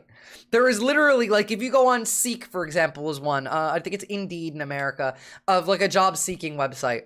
There are jobs being posted by AI that are also being applied for by other AI, and the AI are getting the jobs.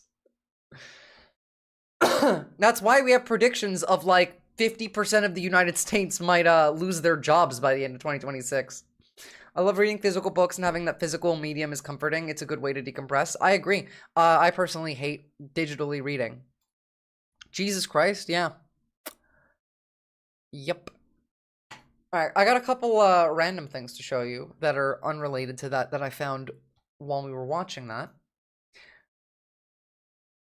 For one, I agree. This is actually gayer than any pride flag, and I mean that in, like, the non-good way.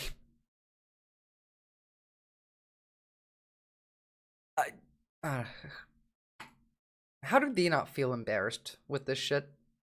How? I don't know. ICE arrests a 6-year-old boy with leukemia at immigration court. There is no bottom. There's no bottom of the barrel. There's no rock bottom. We'll just keep being more evil forever until these people are stopped. But on some good news, you happy this looked funny. About Zoran winning? Why? Cuomo, oh, this is satire. People love Cuomo! I wanted groceries to be cheaper through racism, not communism. That's why I voted for Trump. Damn you, Zoran! Sharia law, Hamas, Islam. No, we don't want to vote for Cuomo because he sexually harassed 13 women. He's Italian! They touch people! They grab people, it's fine. That's just what Italians do. They're like, ooh, at least he's not from a Muslim country.Hy is it racist That's to keep Walter talking about how he's Muslim? Zoran's gonna make Wall Street I do see his illegal. name. Zoran's gonna make all of you cover up. You're not gonna be allowed to be this exposed. See, he's joking here, right? But, like, there are people saying this kind of shit. I'm like, again, they've claimed that he will throw the gays off the New York City rooftops. Now that Cuomo lost, Wall Street's gonna be turned into a mosque. You happy, New York? Based brain matter. You happy? They gave out free bus rides in Venezuela. Look how that turned out. Making the city affordable for middle class, that's communism. If you make the city affordable for everyone, then the billionaires are gonna leave. Free buses, what's next? Free food? Next thing you're gonna say is, oh, water's a human right. True. Now, this is correct. This is Senator Chris Murphy. They had a intelligence committee hearing, and this is some of what they've come out and said after that. Like Tom Cotton and Lindsey Graham that we saw earlier was also from that same committee. So obvious reasons it was classified. But did the briefing as a whole change your mind on whether Iran's program was, to quote the president, obliterated? Well, listen, I thought it was a good briefing, but you know, these Republicans who are saying the program is obliterated are doing it without the facts to back it up. As your reporting describes. Wait, is that the same guy that went to like pro-Israel protests dressed as like the Fire Lord from Avatar and started like screaming like support the Fire Nation? You cannot obliterate a program if you still have both centrifuges and enriched uranium that up is to true. The 60% level that still exist. And that is what has been reported. And I didn't hear anything today that disputes that reporting. It's true. That literally is true. And I think it is actually Depraved Ambiance. Yeah, it looks like the same guy. Stand the Fire Nation, sir. Support the Fire Nation. Omashu doesn't exist. It's always been New Ozai. Sorry, Earthbenders. The liberal media is never going to talk about the Bloodbenders. Am I right? Stand with the Fire Nation. I'm just here to talk about the Fire Nation. Follow me around the corner. I'll fight you right now. Let's go around the corner. You'll fight me? I don't want. I can't wait to talk about Avatar. Let's go around the corner. Come on. You're going to fight support me on this. camera? Put the camera off. Around the corner. I'll help you up. You want to play like a real man? Fucking pussy having to hide his face while trying to start a fight. No. I've learned everything, and I've had to learn it on my own. Growing up, we were taught that the Fire Nation was the greatest civilization in history. And somehow, the war was our way of sharing our greatness with the rest of the world. What an amazing lie that was. So the people of the world are terrified of the Fire Nation. They don't see our greatness, they hate us, and we deserve it. We've created an era of fear in the world. And if we don't want the world to destroy itself, we need to replace that with an era of peace and kindness. I agree. I agree. Thank you. Thank you. There is no war in Bossing Say. That's fantastic. 10 out of 10. Alright, and then this actually kind of wild. What can you tell us about her? Well, here's what I know. Just from a bigger picture, the Democrats are just better at government than we are. On Fox News? Girl, you're getting sent to the fucking gulag for saying that one. Holy shit. One more time. What else can you tell us about her? Well, here's what I know. Just from a bigger picture, the Democrats are just better at government than we are. They are duplicitous. They will do anything they can for the win, whether it's, you know, within the legal bounds or not. And this is just one more example of how they use the process to win. But no more. Okay, so it is like every accusation is a confession, but at least like that is still an admission. I'll take it. Yeah, that is astounding. I mean, President Trump represented a new day in Washington, and you and I have had a lot of conversations about this. And you know, it's not been conventional. He's very. She tried to like label it as, oh yeah, but like they cheat. That's why. Conventional, sure. But this is how he's gotten things done, and this is why the American people elected him and voted for him 3 different times now. But now the American people can see the hood has been lifted, right? We have a Democrat policy person that was appointed by a Democrat who's stopping big parts of the bill, and that has to change. Yes, it's the Democrats. That's why Democrats are so good at governing, because even under a Republican administration, the Democrats are governing. That is an insane belief. Now, she's right that Democrats are better at governing. Everything else she said there was a lie, but I'll take it. On the economy, hurting our economy, and a Senate parliamentarian. Oh my God, I hate them so much. It's incredibly funny though. Oh, and if you were wondering about like, I don't know, have any of the things that Trump said he was gonna do happened? Well, remember when how, like, he said the tariffs were going to reduce our trade deficit. Trade deficit went up 11% since May. Or rather in May, as exports went down and imports stayed the same. So, did you see the story of the Florida legislator who had to fight to get her ectopic pregnancy terminated and then blamed her trouble on the Democrats? I think I did. No, must have seen it, but I don't actually have it in my sources list.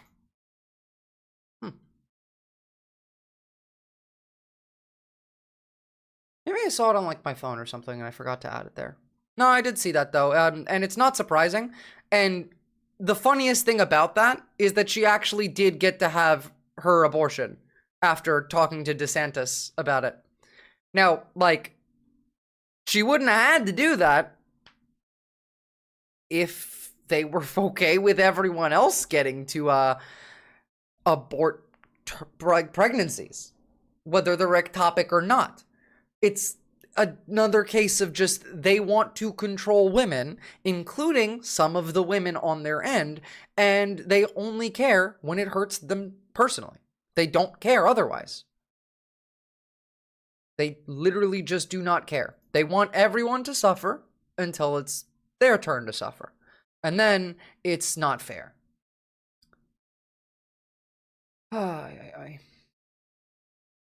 Shit, that AI video really, killed the hope in me a little bit. Thank fuck we didn't watch that yesterday. It would have been too sad after, like, the good news on Mamdani, to really get stuck with that. That would be quite depressing.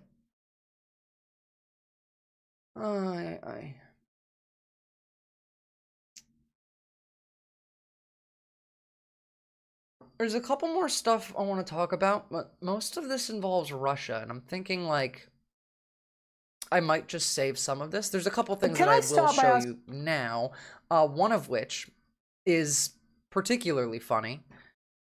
The Russians want Alaska now.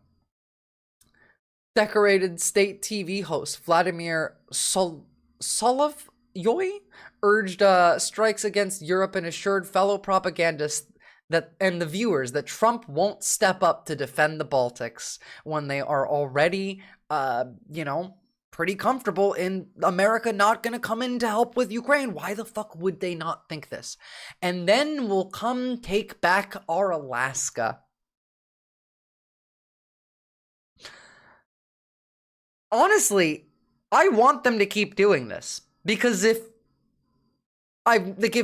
looking at what Trump said the other day on Israel means anything, it goes to show that he'll get mad and he'll horseshoe his way around to a morally justifiable position because it will personally offend him.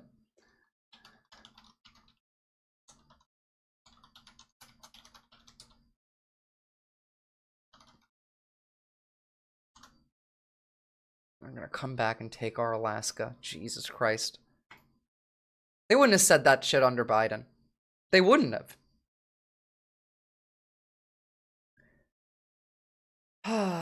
Now, like, we did also have the NATO summit recently. Yesterday, I believe, actually.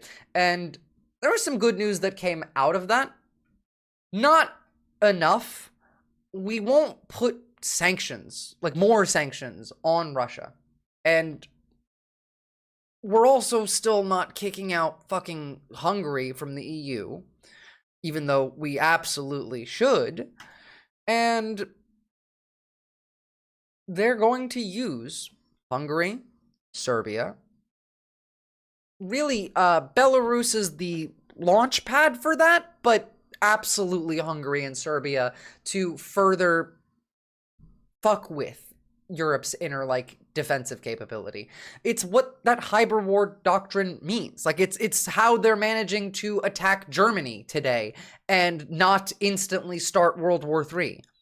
It's the difficulty in assessing exactly the cause and the source of any kind of, like, attack. They want it to be difficult to tell. Well, is it NATO? Is it like Israel? Is it us? Is it what? Like, they want so many questions to exist so that nobody can agree on anything. This is literally like FSB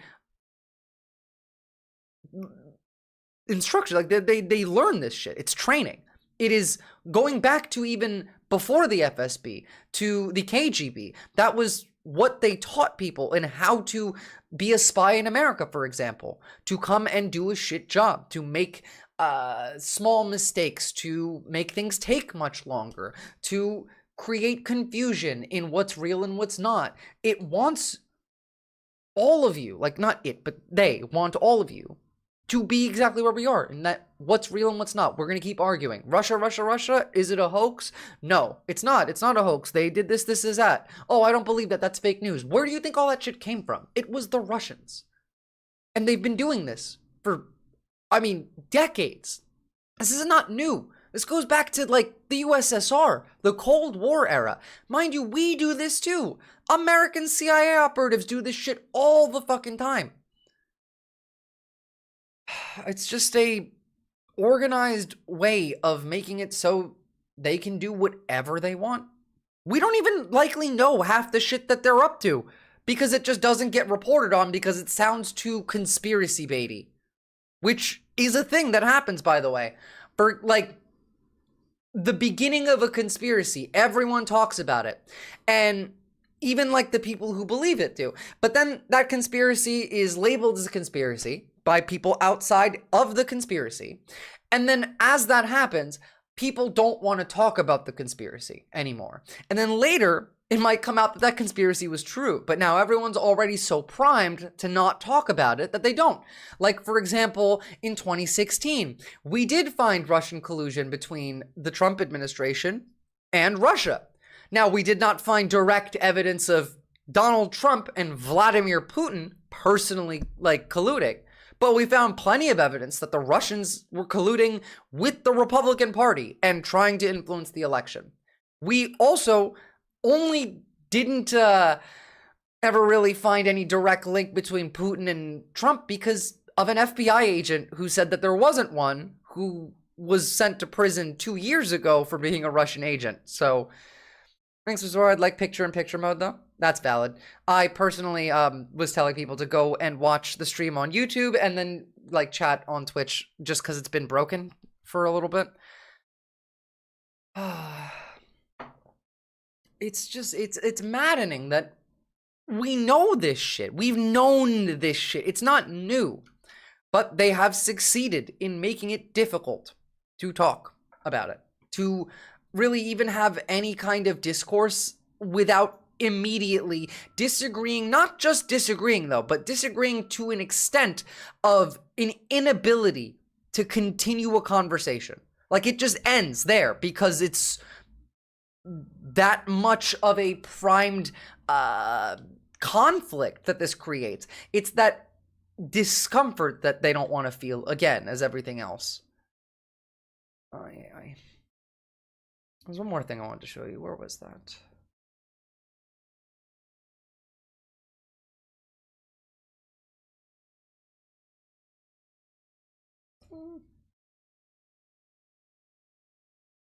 Oh, yeah, it was this one. I want you all to remember that you are in danger. This is Michael Flynn, also known as QAnon. Like, actually, this guy is Q. We cannot move forward. He was also, like, in the former regime in 2016. He is also a Russian agent, collaborator, contributor, and a general somehow.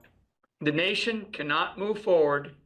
I don't care how good our how much Trump, adjusts the economy, and he will, but we cannot move forward unless people are held accountable. And I mean very, very senior people, and they all know who I'm talking about. You know who I'm talking about, and I've said it many times. I know who you're talking about. It's the, start with Obama and work your way down, right? I mean, he's one of the main Q posters, but yes, he is Q. He's more Q than anyone else's Q. And, it's pretty bad. I've talked about that one before, but let me pull up, like, a link to at least give to you on that you can do some digging on. Where are you, my friend?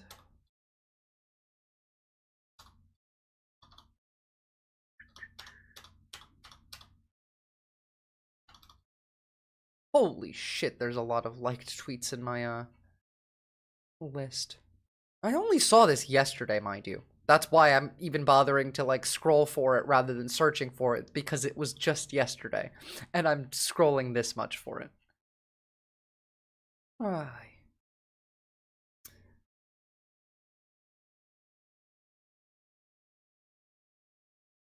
Surely I'm almost here now.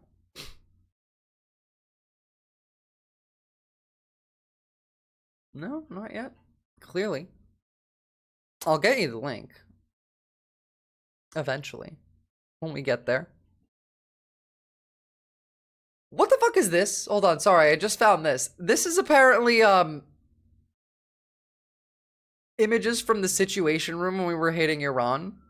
And they just look so goofy. Alright, you look like the Crypt fucking Keeper. I don't know what the fuck you're doing. He's thinking about fucking a couch. And Rubio doesn't want to be here. Makes sense. That tracks. Oh, fuck it. Oh, actually, as I say, oh, fuck it, and give up, I find it. There it is. Pretty, like, detailed, at length, analysis of this, going back years and years and years. Jim Stewart said has been following Q from, like, the beginning on that. And is a pretty good source on him. Alright. That, I think, is it for today. I was gonna do Russia, too, but I don't want to do Russia more. So, fuck it. The AI shit really made me sad. I'm gonna try and fix Twitch today. I'm gonna actually genuinely call them now. I can already tell we're gonna have more problems going forward anyway, if I don't. I'm mad. I've been trying to get Twitch to work for like a week. No, 2 weeks. I've tried to fix it through my ISP. I've tried to fix it through my computer. I've tried to fix it through my home network. I've tried to fix it through Twitch. There is literally nothing I've not tried. And I'm just, like, losing it. I'm mad. I'm so fucking mad. Oh my god. Join the Discord, guys. Please and thank you. Honestly, so far today's been fairly light on news anyway. Tomorrow's gonna be a big day when we have 6 Supreme Court rulings that come out. And that I'm absolutely terrified for. Use a VPN. You know, me streaming through a VPN would fuck my bandwidth even more so than, like, any problems that I'm having with Twitch now. A VPN wouldn't make that better in any way. But thank you, Pesmania. Just, like, letting you know. Like, it wouldn't make it better. I know what, like, the problems in my actual logs are. Make me get up and stretch. Damn. Alright. Fuck it. I thought you guys would have asked for the cat, if anything. VPN would change the routing? Yeah, I know, but I can change the routing, like, without the VPN. I've done that as well. There's one of the things that I tried to do today that I thought might have been fixing it is, I turned off, like, my internet optimizer and turned off, like, a lot of the optimized settings that it has in the admin panel, but it didn't do anything. The only way a VPN could help is if it's the server you're connecting to that shit and the VPN sends you to a server that's working, i.e. when Reddit goes down in your region. Yeah, exactly. I can do that myself though. I don't need the VPN to do it. And honestly, the VPN would probably make it worse anyway, because it would send me off to a server that's further away from the one that I'm connected to, which has no issues. It's not a server-side issue on my part. It's also probably not a server-side issue on my ISP's part. I think it actually might be Twitch, or it might be the OBS. One or the other. Have a good one, Visora. Thank you. Have a good one, Incorrigible Heathen. I will let you guys know what happens with the Supreme Court tomorrow. Although I probably won't be able to stream tomorrow. I'm hoping by next, by Monday that we will be back to fucking normal. I think it's, routing your Twitch, to be honest. Well, no, you're kind of right. What's been happening, Captain Buggy, with my Twitch that I can see is happening in logs, is my upload drops and silently fails to a 4G backup for my ISP. But that's not what's causing the issue. Like, that's an actual issue that exists, but it's not what's causing this issue. And that's what's weird. I don't know.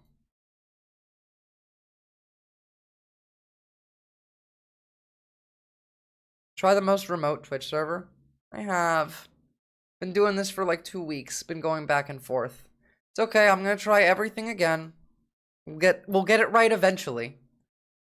Jesus, like even Twitch's own software that tells you what like an issue in your stream might be has 0 recommendations for me going forward. It's like everything is set up perfectly is what it says. It says excellent, excellent, excellent, excellent, but oops, sorry, here's a bitrate error. At least this one didn't drop any frames from what I can see, so that's better than last time. Anyway, I'll see y'all next